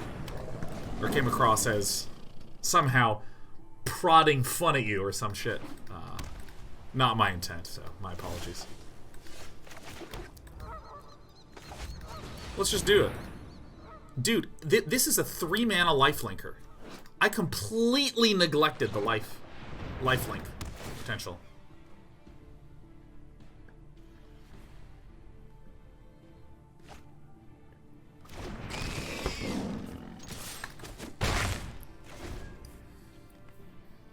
Now, if I bink a Mothra, that would be... You gotta shoot Lurrus. You gotta shoot Lurrus. No choice, you have to shoot the Lurrus.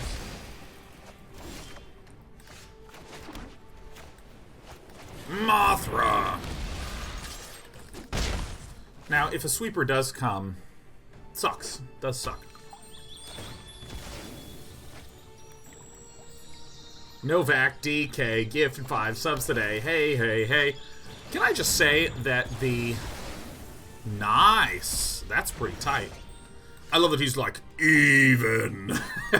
That's very ominous timing. When evil arises, I will be there to confront it.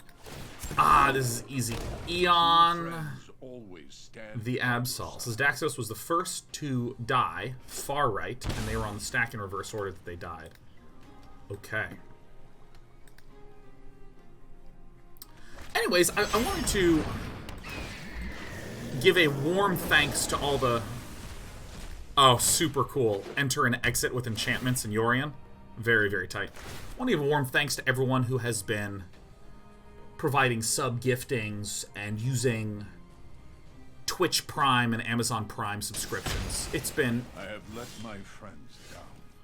There's been a disproportionate amount of... This sucks and it's the only thing I can do. There's been a pretty disproportionate amount of sub-giftings and Twitch Prime givings in the last month, ever since the quarantine order went in place. Something like 80% more gifted subs. And like 40% more primes or something. So I just wanted to say thank you, everyone. Thank you for the support. I know a lot of you are also going through a tricky time financially.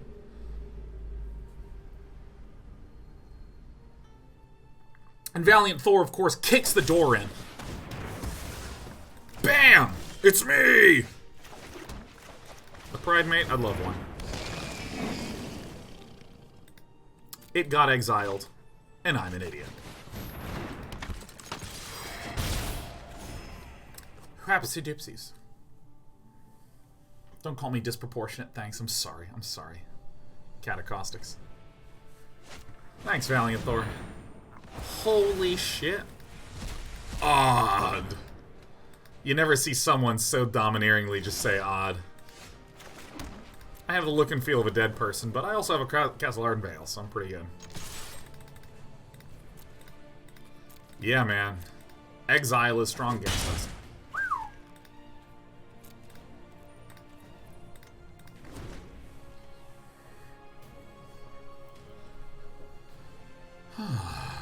Right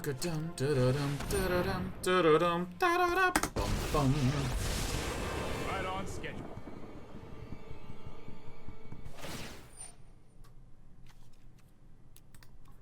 Okay. Okay. Panda Anaconda absolutely took a big shit on us, and I'm kind of relieved. I'm kind of relieved. Panda Anaconda just murdered us.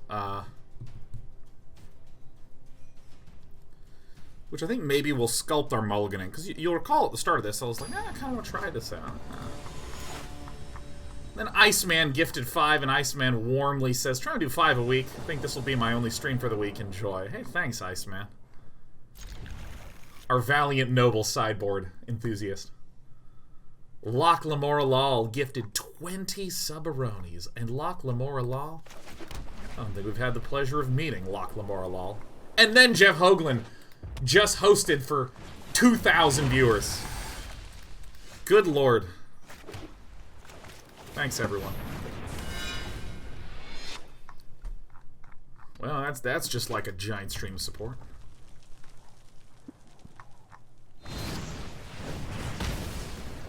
That is some bad bone crushing.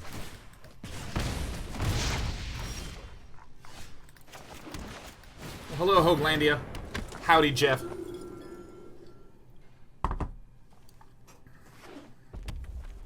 Jeff, I feel a little bad because I have Jeff Hoagland is on my auto hosty toasties, but Jeff streams in the morning and I stream in the afternoon. So Jeff like hosts me more frequently, and I feel like I don't have the cleanest opportunities to host in the other direction. So hopefully some of you go check out twitch.tv/Jeff Hoagland or Jeff Hoagland's website or YouTube. Great place to crib decks from. Great place to crib decks from. Sigordini, thank you for a 5. And Crazy Chris. Good to see you, Crazy Chris.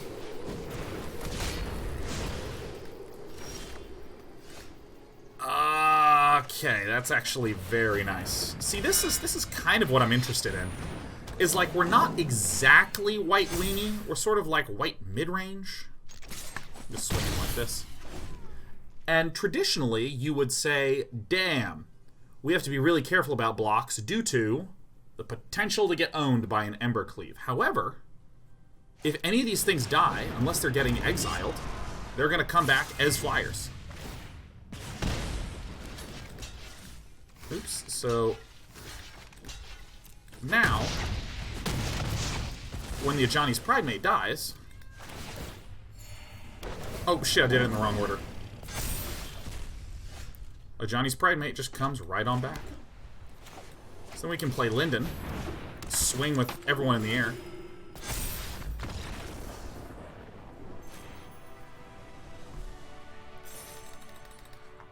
I'm really unsure. Locke Lamore says, I've actually watched you since Wings of Liberty days when I started my first game of SC2 when I was 13-14. You've kept me company for years. I'm working on my masters and can finally give back for everything you've done for me.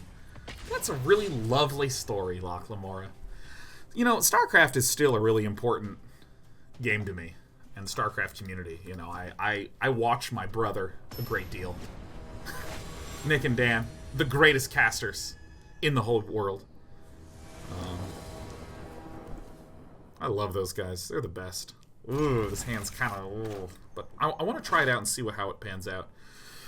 And I have a lot of fondness for all the wonderful StarCraft memories.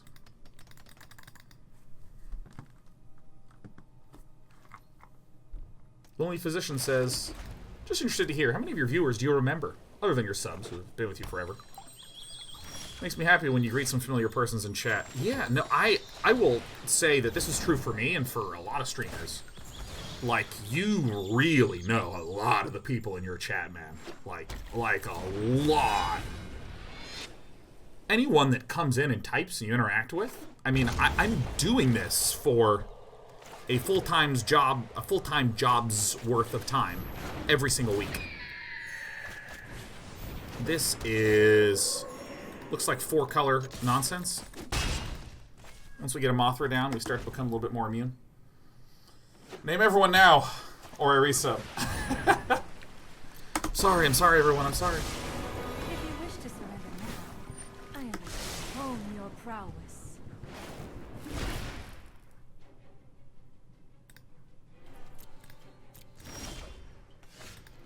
Extinction Event is a bit of a pickle, isn't it?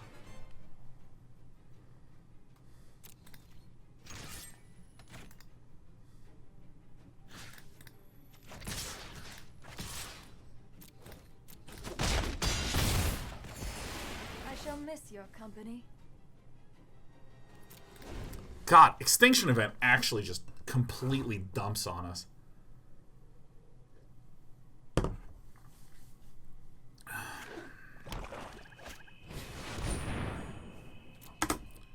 What you gonna do when they come for you? I love the ominousness and this like very dramatic animation followed by they're just like odd. Odd. Like fucking screaming is like all of my shit bursts into flames. Odd. Okay.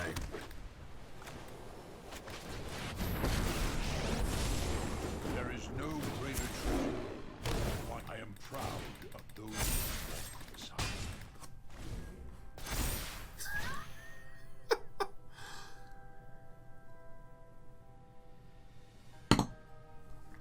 Odd. My hope for peace Is 0 even or odd in Magic?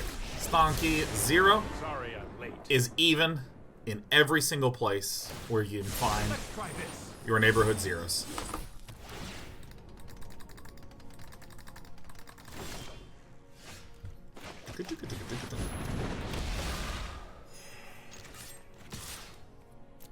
Navi, listen! Just gifted 5. Listen, listen, listen, 88 ways to listen. defeat you.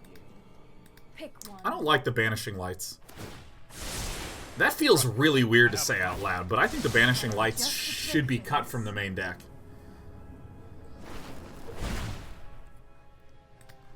Show me what I got. Oh, I hope this guy ditches the Banishing Light. Just get the Banishing Light out of there, man. Just get that out of there.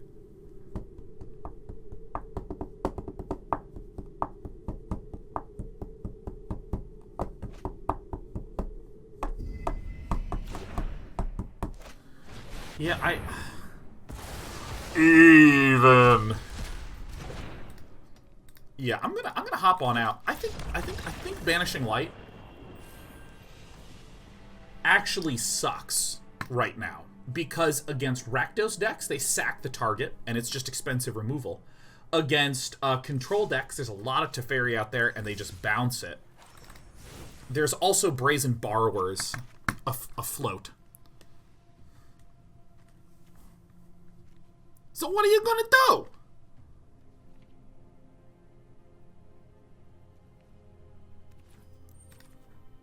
What is a good creature? Or something active, or some shit.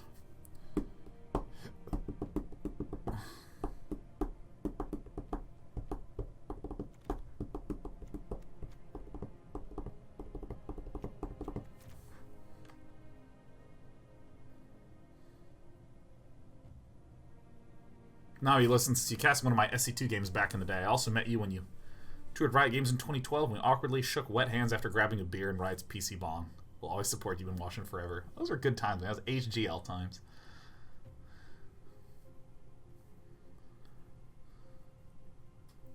I think enchantment-based removal is bad.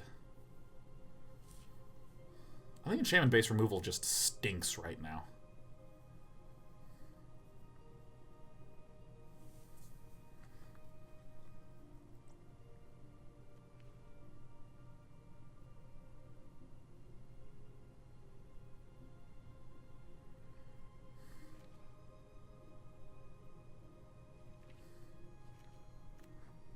Huh? No, doesn't seem that great.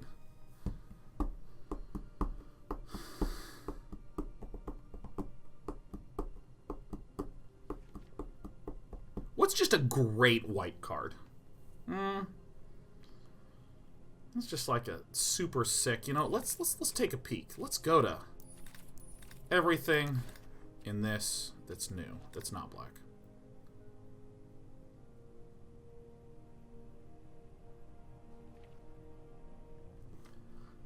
I mean, honestly, like a Gideon might be just fine. I think I want like proactive. I want to beat some people. Beat some people to death. Gideon seems pretty reasonable, huh? Drannith Magistrate. Lava Brink Venturer. That one's a fascinating little one.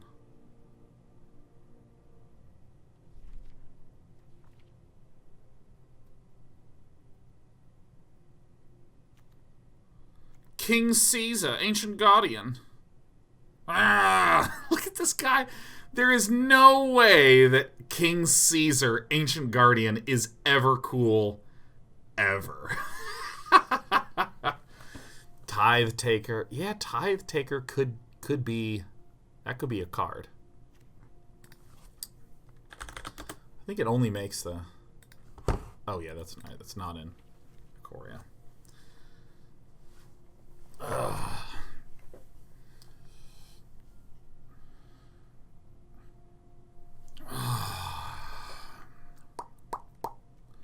Bum, bum, ba, ba, ba, ba, da.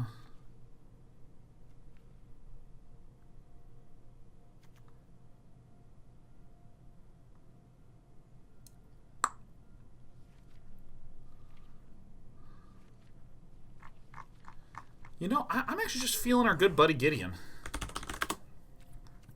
Get me out of this, yeah. Gideon Blackblade.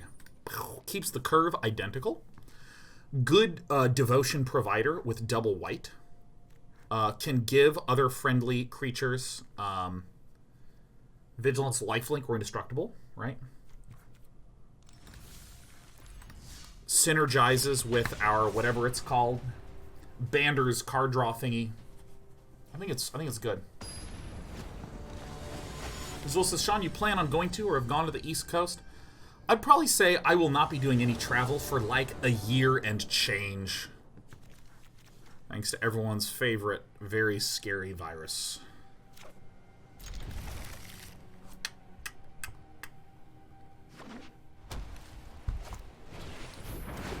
Ooh, yeah. Oh. Well. What is Drannith Magistrate do again?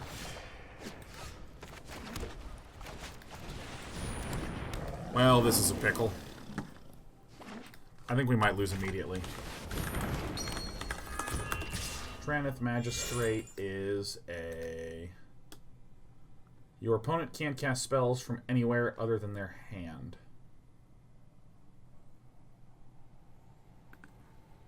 So that stops, like, just Cruxa.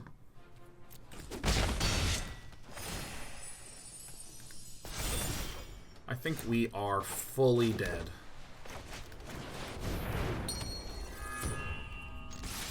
Get in there. Stops companions.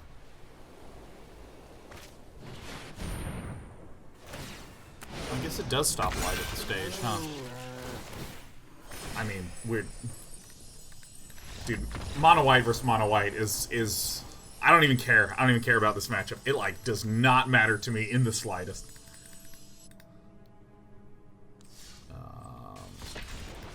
Huh, that's weird.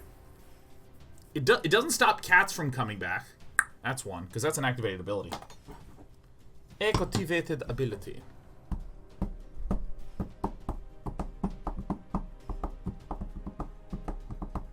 Shouldn't work against cats. Is Tomik's text relevant for anything in this meta? Nissa.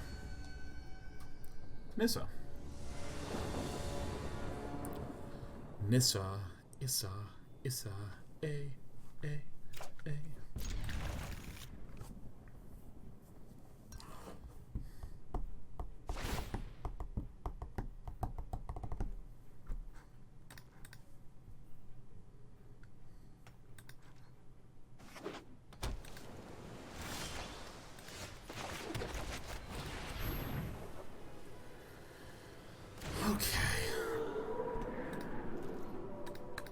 So, we'll probably need some Heliod's intervention.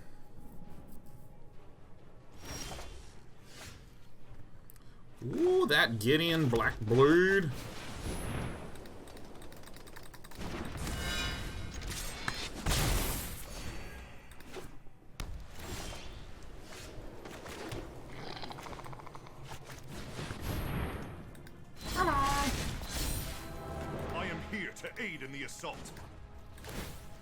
Let's give this guy lifelink. Look, isn't this already feeling better? Isn't this already feeling nice? Deafening Clarion. Still works good.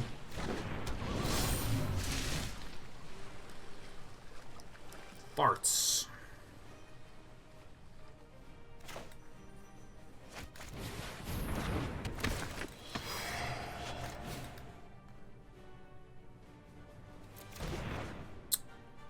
Congratulations.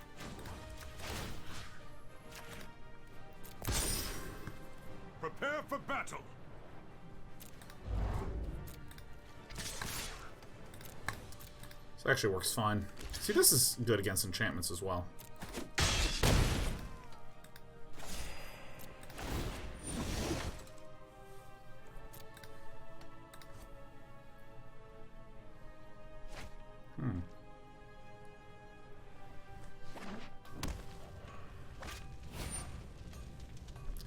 Kenrith is a good one.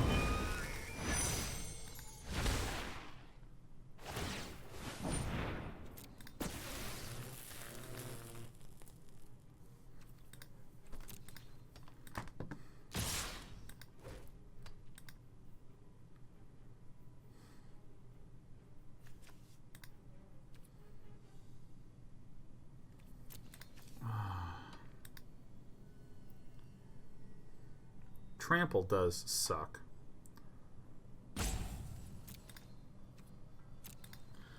Bam. Bam, bam, bam. I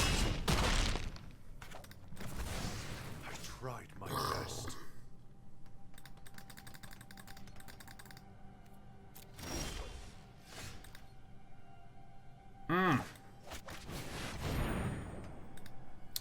Whatever. Here we go, everyone.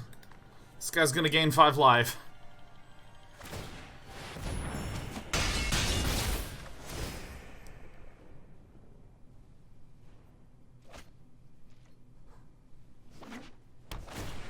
We have the look and feel of someone who's close to death.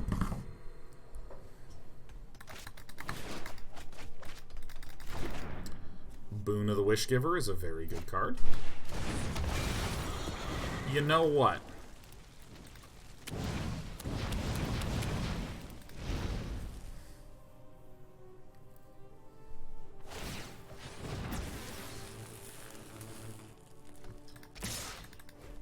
I feel a little slow.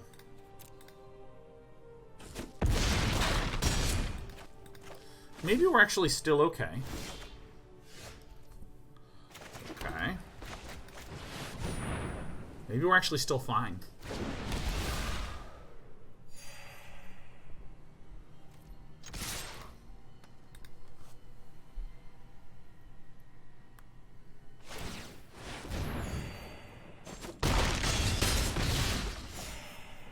Maybe we're still fine.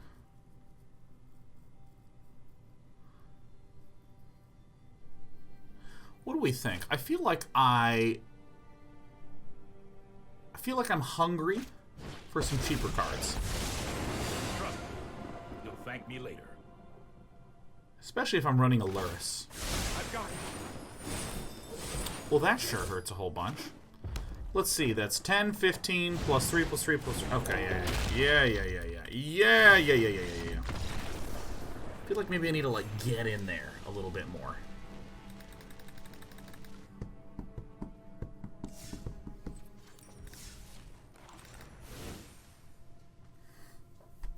Yeah, I think maybe having the 3 mana slot be our thickest is an ain't so good. Okay, so what would fit in our 1-drop slot? What are the best 1 mana cards that life has to offer to us?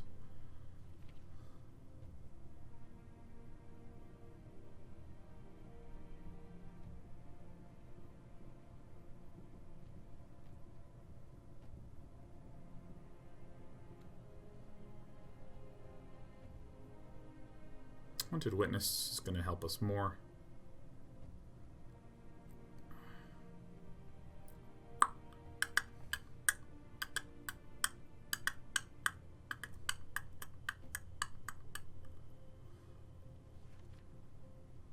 Feels like Giant Killer or Hunted Witness, like one of these two. So then I'm gonna try with the Giant Killer because it is creature and removal. All right.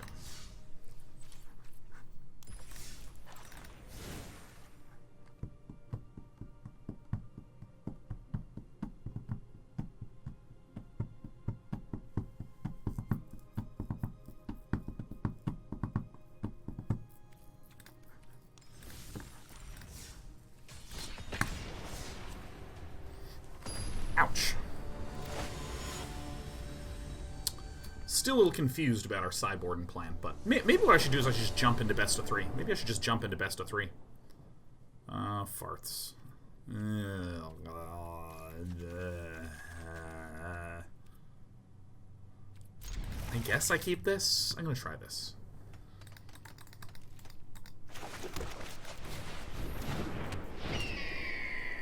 Yeah, I really think that almost any form of enchantment-based removal, whether it's a pacifism effect or a banish effect, I'm the best player here. Regardless of what it is, I think that it's very, very dangerous. Bonders Enclave seems like it's hurting us quite a bit. It feels like it's amazing. I mean, I have yet to really have a super painful game with it. Maybe last game's the only one.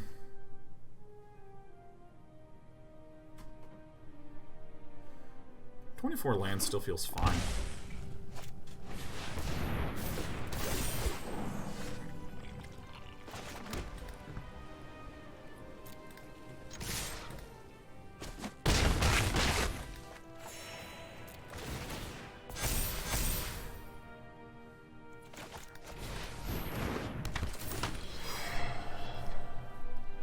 Here comes Garuda. Here comes Garuda. It's Gideon Blackblade. Oh, is it a Daxos? Nice. I'm proud of all those who stand up to evil.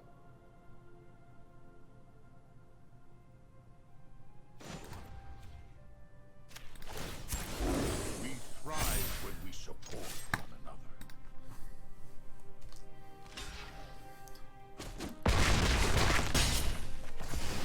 Nice.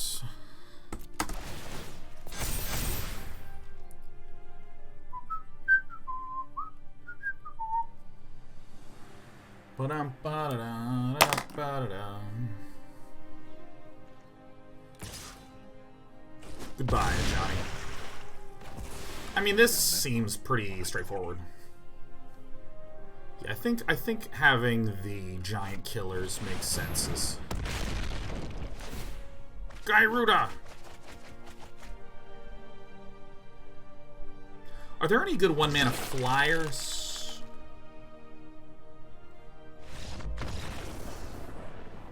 Easy. So, I mean, like, against some of these slower nonsense decks, we can just, like, win trivially. No, I guess, I mean, we don't really need the extra flyers. We have 4 Mothras.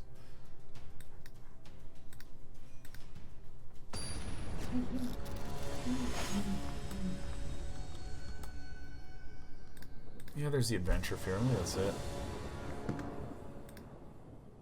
Okay, let's give this a shot. It's Fairy Godmother 1 mana. Oh, you bet your booty she is. Alright. Giant Killer already coming in strong. Oh!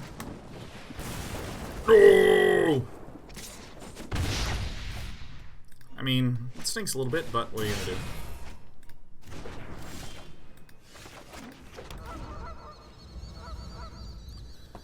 I mean, it's also too nice to have Linden Lifelinker into Mothra. I don't want to try to put in too many flyers, because Mothra has synergy with ground dudes. And maybe only a pair of Lurruses is necessary.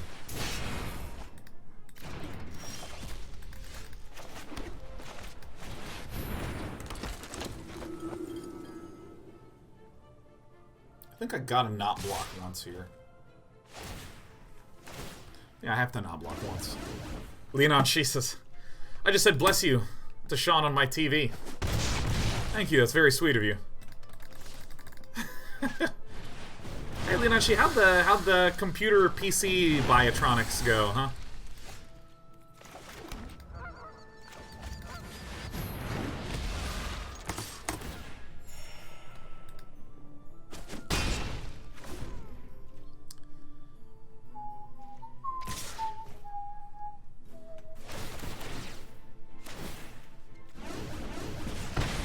Okay.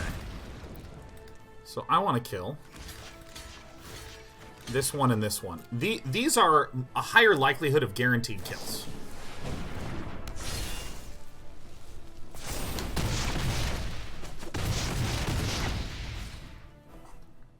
Okie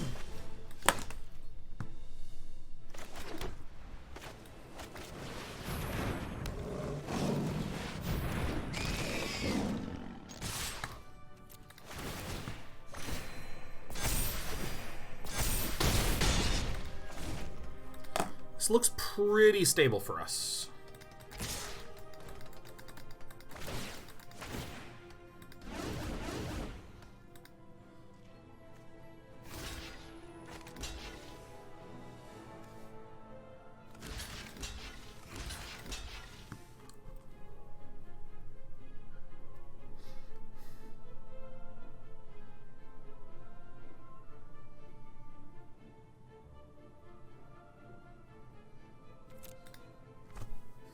We could lose to a couple of Buffy Knights, but what can you do?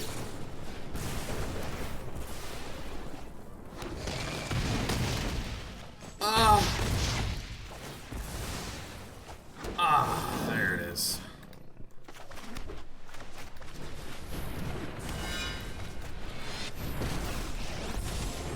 By the skin of Matif.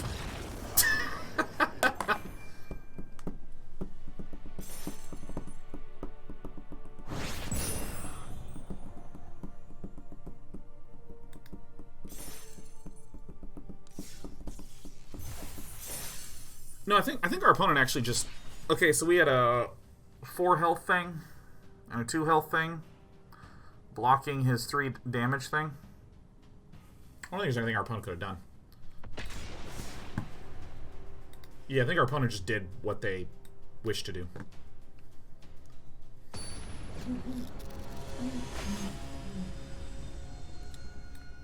Yeah, shocking my face or killing the creature is identical health outcome on my face. Jindorak. Holy shit, welcome back. Says, hey, Day9, long time no see. Hell yeah, Jindorak! Oh, we're doing some mono white Mothra action, and let me tell you, it's warm in my heart.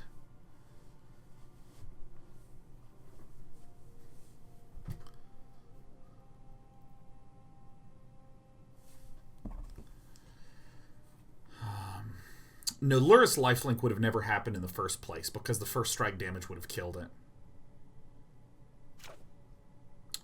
It would have been identical to our face because if you deal the 2 damage to the creature, then more trample damage gets through. If you don't deal the 2 damage to the creature but deal it to my face, no trample damage gets through. What is the name of that song that I was looking at? Oh yeah, Eternal Flame. Oh my god. That song fucking cracks me up, man. You know what's weird? I'm not 100% on Heliod. Might go down to like Dos Heliod.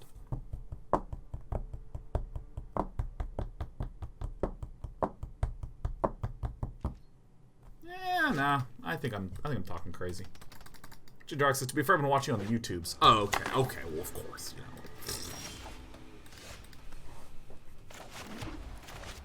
know. Alright, Healer's Hulk. Is Cardboard Live not working? That's a good question. Is anyone having Cardboard Live issues? Should be on. No, he's gone, no. Works. Alright. Good. I hate to say it, but it's not me. It's you.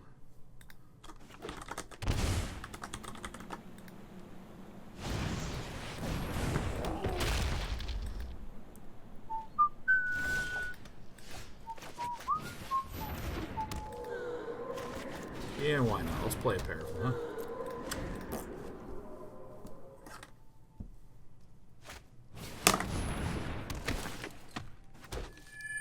I'm sorry, what? What? Really? Okay, well, let's play Heliod. It's me.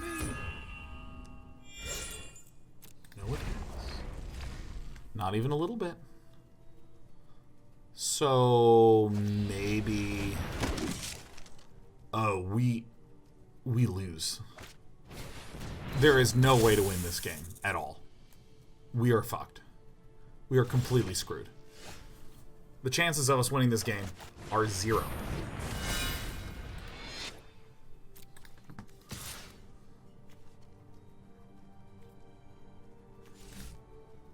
Yeah, you know, let me hit this with the no attacks. Please no land. Dude, I'm telling you, Winota just shits on us. Alright. Alright, that's 1, 2, 3, 4, 5 things coming in. Yeah, maybe we actually want 4 Graph Digger's cages, man. Well, here comes... Alright, there's an Agent of Treachery.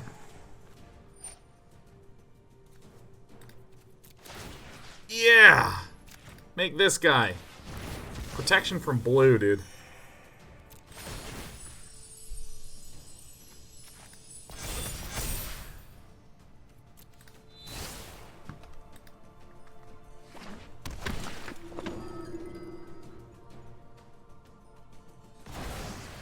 Never give up, never surrender.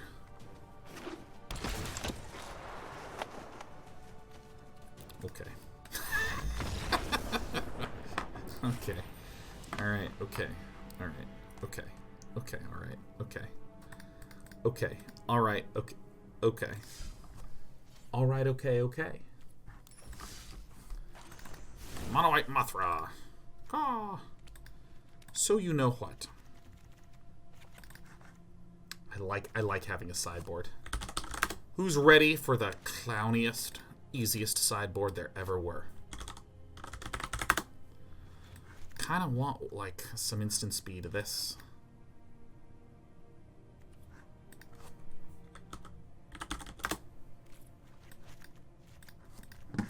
Alright, hold on.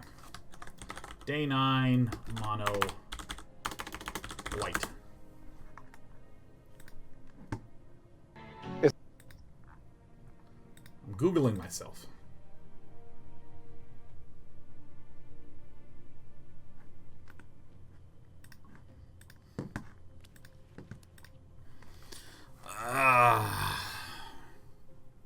What do I think that I'll be facing?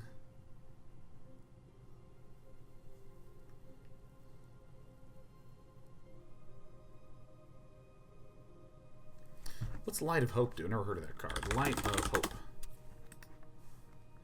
Oh!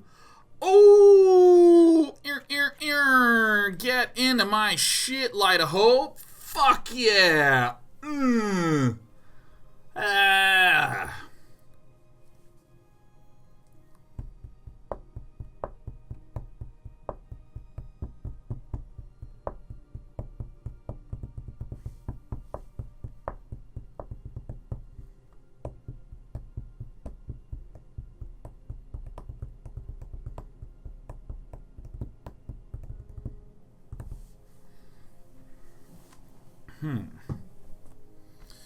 Maybe like just 4 of these.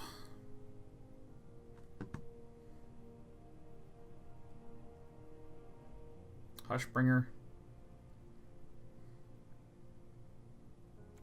This already deals with Gyruda.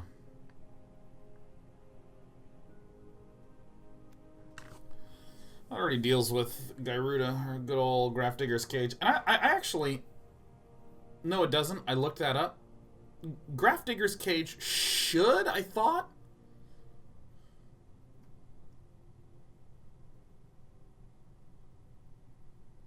Grafdigger's...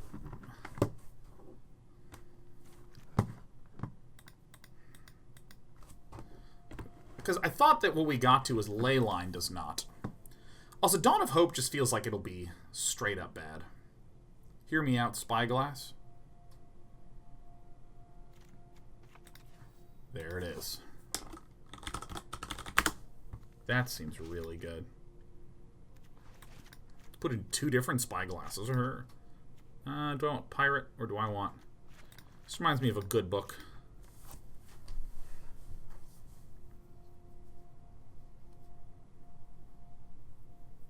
Dawn of Hope is actually just so slow right now. I don't want to do anything slow.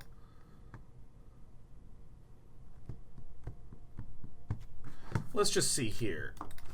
Does Grafdigger's Cage stop Gyruda?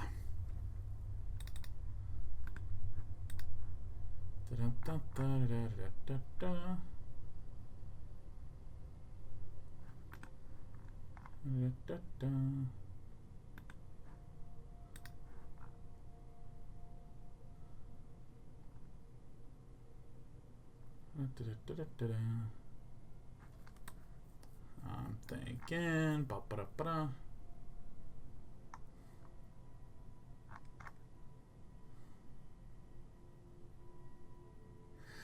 Yeah, for any of you who are curious, things in Magic are not always what they seem. Things in Magic are not always what they seem.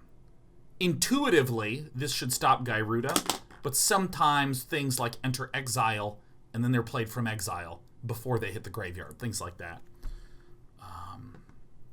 I'm going to try this kind of sideboard. Oh my god, Savis. What is up, dude? Savis, we're doing some mono-white action. Mono-white.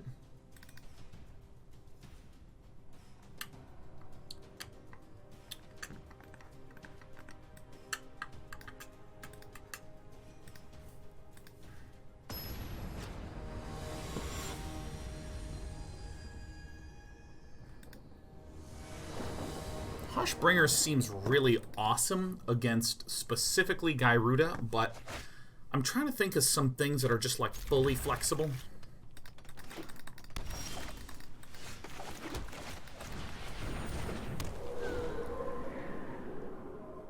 Or against Brun. Brr. Brun. Ajani's Pridemate. Mana. Grafdiggers hits Gyruda, Lurrus. Oh. Gyruda, Lurrus, and Winota. We have our good friend, the Esper colors.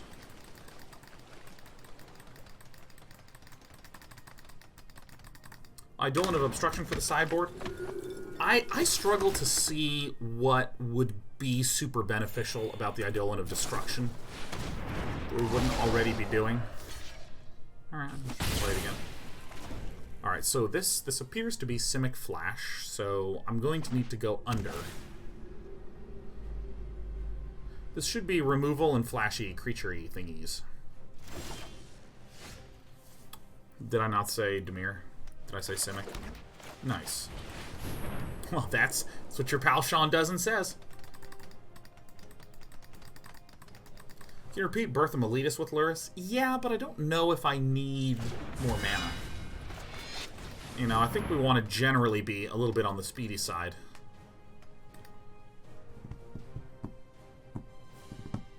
I don't even know how many counters Brun's deck runs.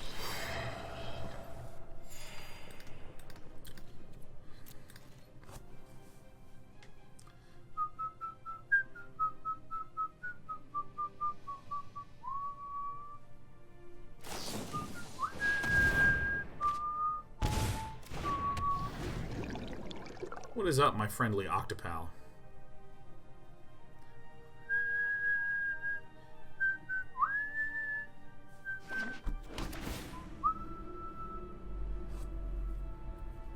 Lands on the battlefield and lands in graveyards can't be the targets of spells or abilities your opponents control.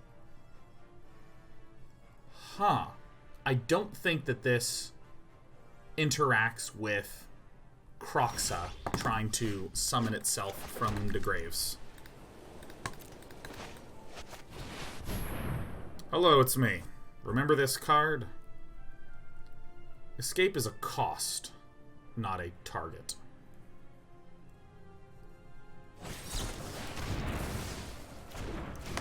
That's fine. I'll just cry into my pillow. I forgot that this guy lets our opponent draw a card when flash things are played, so I think that I need to just keep swinging with Linden. That was a mistake. Drannith Magistrate doesn't seem as multi-purposed as I would like. Drannith Magistrate is the 1/2, can only cast stuff from the hand.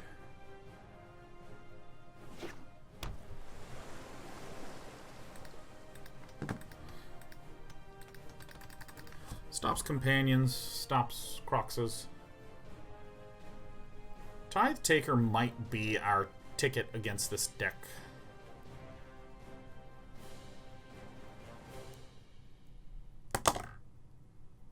After this best of 3, I'm going to take a teensy little break.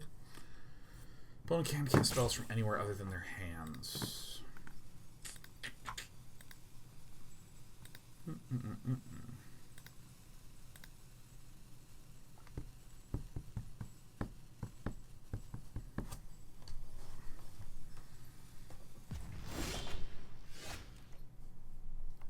Okay.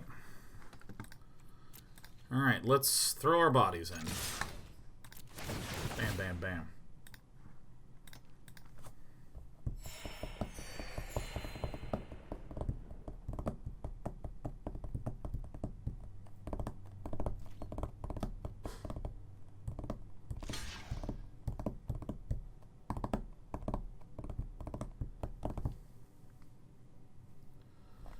If you want an Ominous Seas deck, there's just...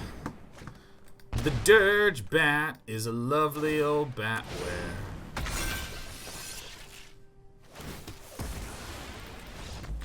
Just think I'm dead, man.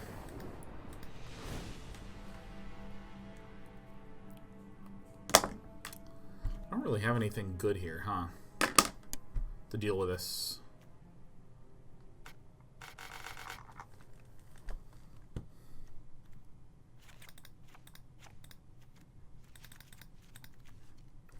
Something like this.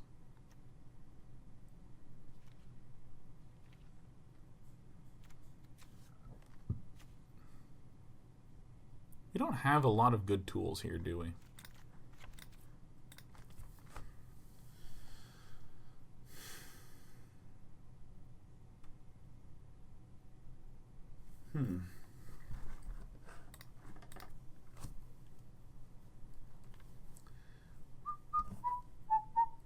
Hello, Navarius. Good to see you. Still have fond memories of you driving a car in PUBG and honking like a lunatic. God, that was like a fun community event that was so good.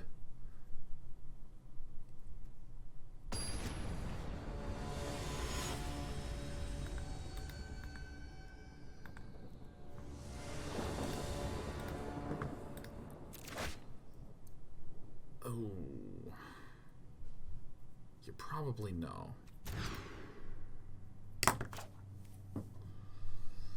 Whatever, we're gonna get there. We're gonna get there. It's gonna be fine, everyone. Don't worry, we can play 2 birds, and 2 birds are better than 1.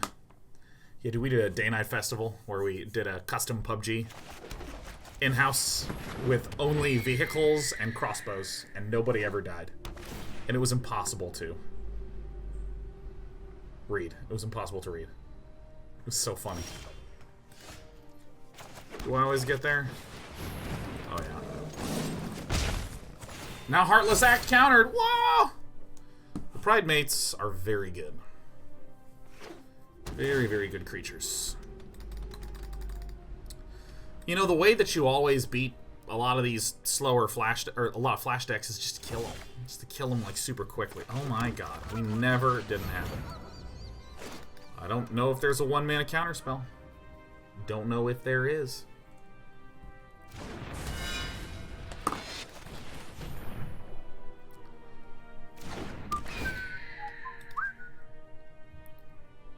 The zombie game of PUBG where you directed the zombies where to go was great. Oh, that was so funny. That was so funny. Oh my god, that was so good. Yep, I know. You got it. Alright, let's heal for a bunch. There's 1. There's 2. Bam. Boom. Bow. Is there a blue-black wrath? There is Ritual of Soot. There is Extinction Event. But our opponent also has a pair of mana, and those are sorcery speed removal things. And we typically would just not see them at all.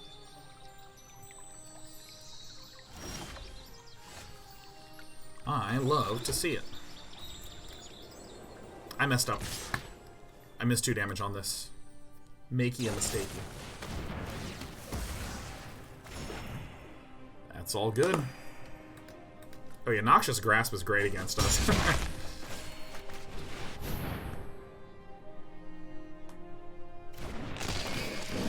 Alright, it looks like I still played correctly, because this is good. Looks like I still played correctly. Scraw! Is it standard or historic? It is standard.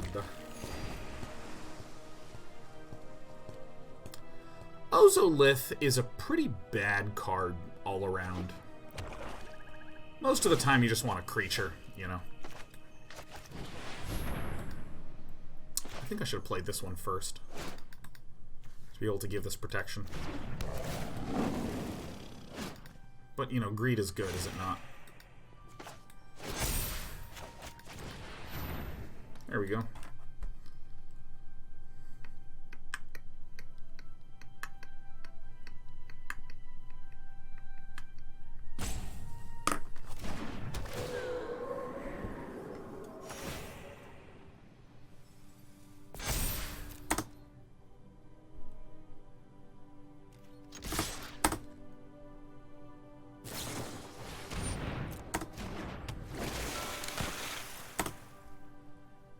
You blocking somebody?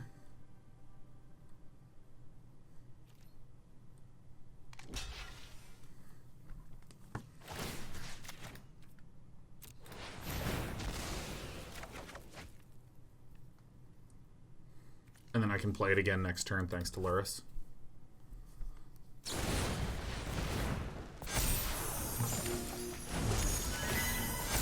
not going to play it next turn, thanks to Lurrus. Seems good. Bing bong. Dish dish.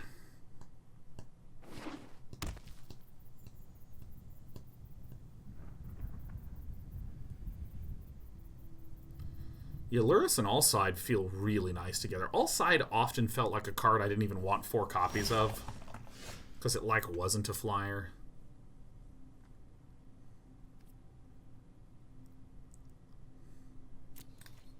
I'm going to do this. I'm going to attack.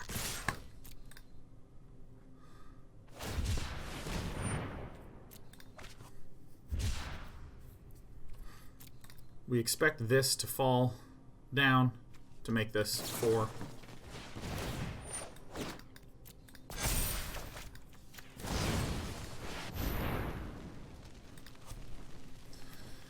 Which is pretty sweet.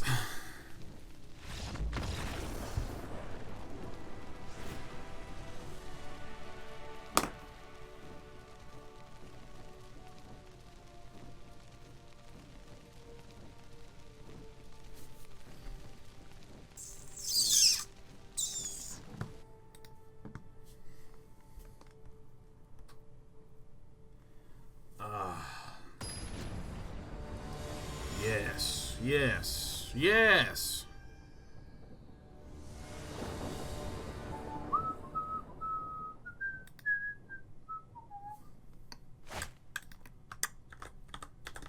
You know what? Keeping a 1-lander worked once. It will work again. I guarantee it.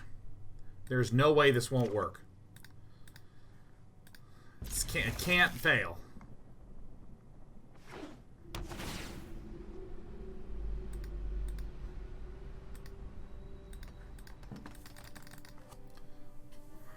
Yeah, the lifelink cat is a really interesting idea against an aggro deck that's red or something like that. I feel like we have enough low-end life gain tools against red, though. Never, ever do I not have it. It hasn't happened ever. I never do not have the thing. I have another Tomik.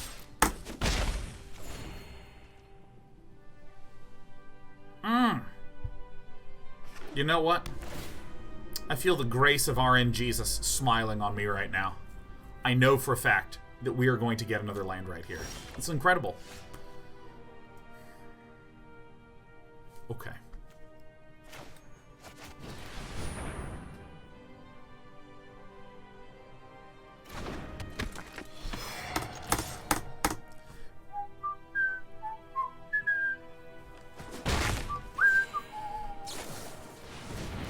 Cunning bad lady. They just can't be countered anymore. They cannot be contained.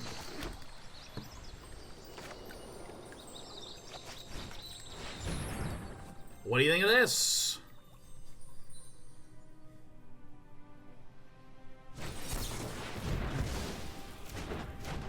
You got it. Any flyers at all? You got it. Day 9.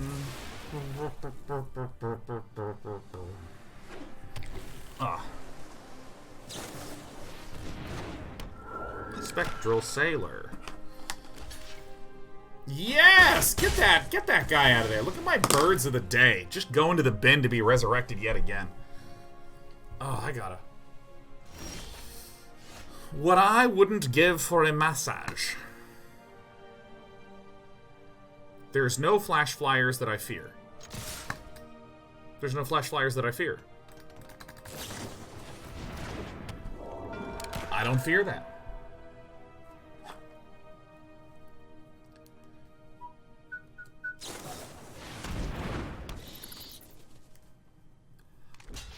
Oh shit, I'm really frightened by this one. Oh, that's okay. Just gonna have to play a Lurrus. Oh. Hige Lackey! Hige Lackey just bombed in with 30 sub gifties. And during my moment of weakness, too. Incroyablement. Hige Lackey. You are too kind.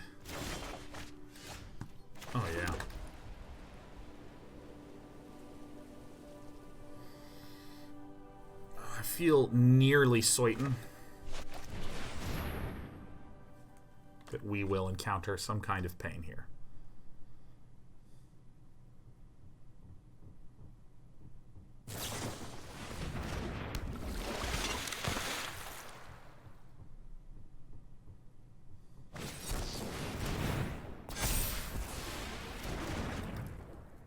And there it is.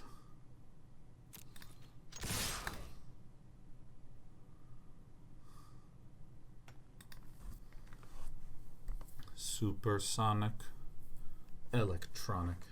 Hi, Jalaki. Says, it's my birthday. Happy Wednesday, everyone. You sure celebrate your birthday in the wrong direction. Thank you, Hi, Jalaki. Much appreciated in our time of great quarantine, man. Hey, everyone. Everyone, let's sing happy birthday to Hi, Jalaki in a complete chaotic, disorganized mess of a live Twitch chat experience. Hi, Jalaki. Happy birthday to Hydlaki. Happy birthday to you. Happy birthday, dear Hydlaki. Happy birthday to you. Beer, beer, beer, beer, beer. No blocks. And many more on Channel 4. Feel like a bad Mothra. Yeah, fuck yeah, Hydlaki. Coming in hot. I'm banging a bong, feeling good as a shong. Drawing a card with a petard. Already showed the land, so that way he can end of turn draw a card and then play a 1-mana Spectral Sailor comfortably.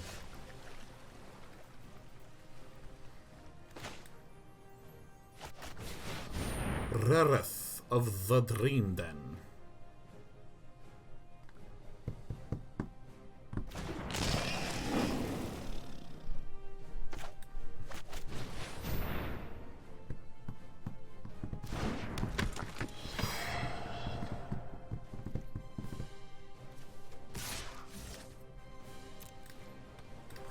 Gotta wait a turn. Gotta wait a turn, gotta wait a turn, gotta wait a turn. That was a really beautiful thing we all did together. I thought we did a great job. Lurrus just seems like a very nice little card. Especially now that we've put in the giant killers.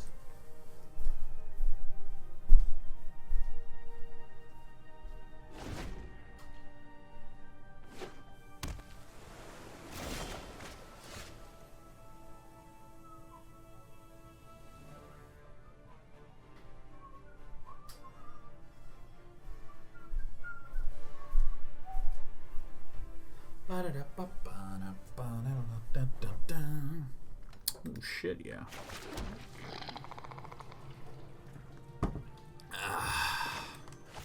This one. And this one. This one.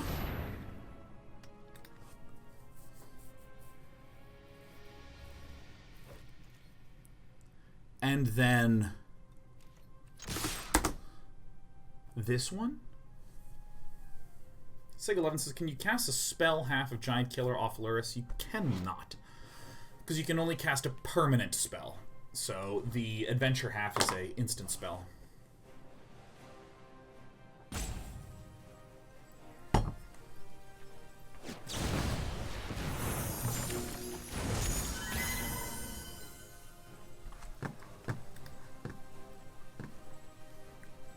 Not the worst.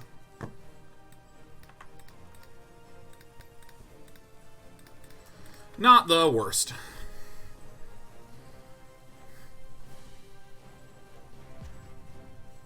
Remy Jet says, well, I've been watching on my TV, so I haven't had chat open. Thanks, Hydlaki, for the gift sub. Yeah, Hydlaki did 30, man. A little sweetheart. Yeah, whatever you want to do, man.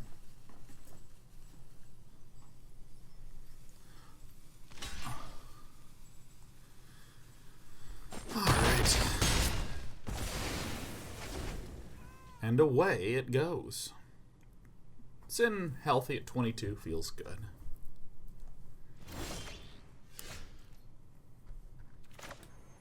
I think I just want to do this straight up.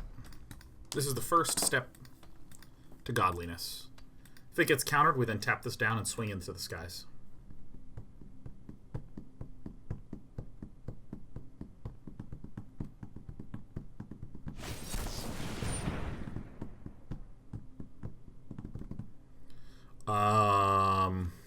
Yeah, we're definitely going to pay this. If we don't attack for a turn, that's actually completely fine. This either resolves,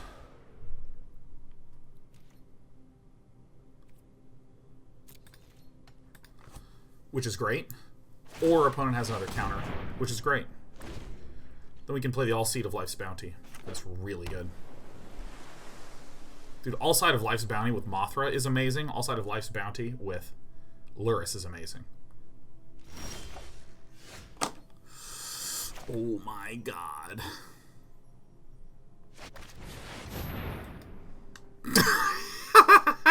Ah!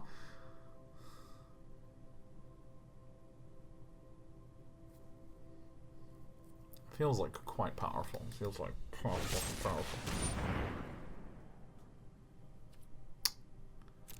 I guess it doesn't matter. That's fine.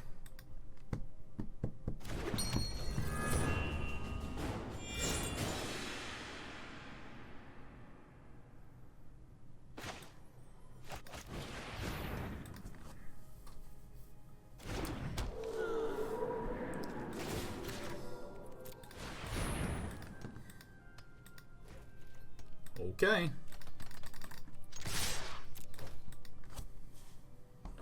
This was a nice little match. I'm already using the word was. Anything you block, you got it. Anything you block.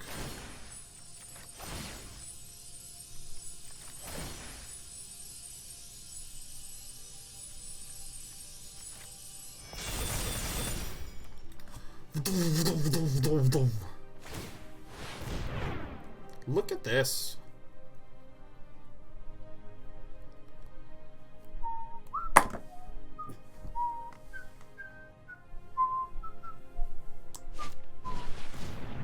Sea Dasher Octopus.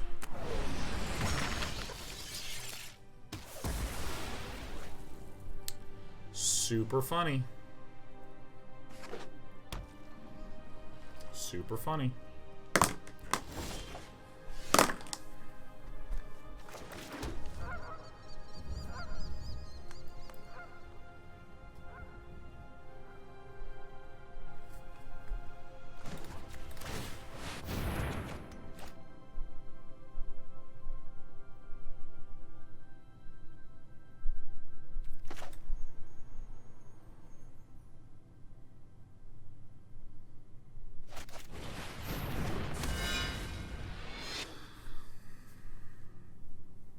Most of my attacks are correct.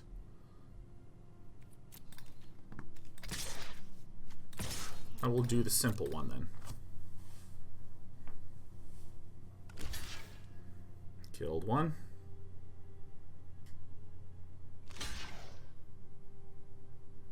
Killed two.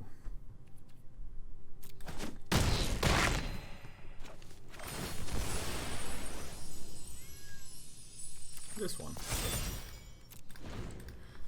Because now I can give this protection from black and just attack him. Start a turn, scry. Feels nice.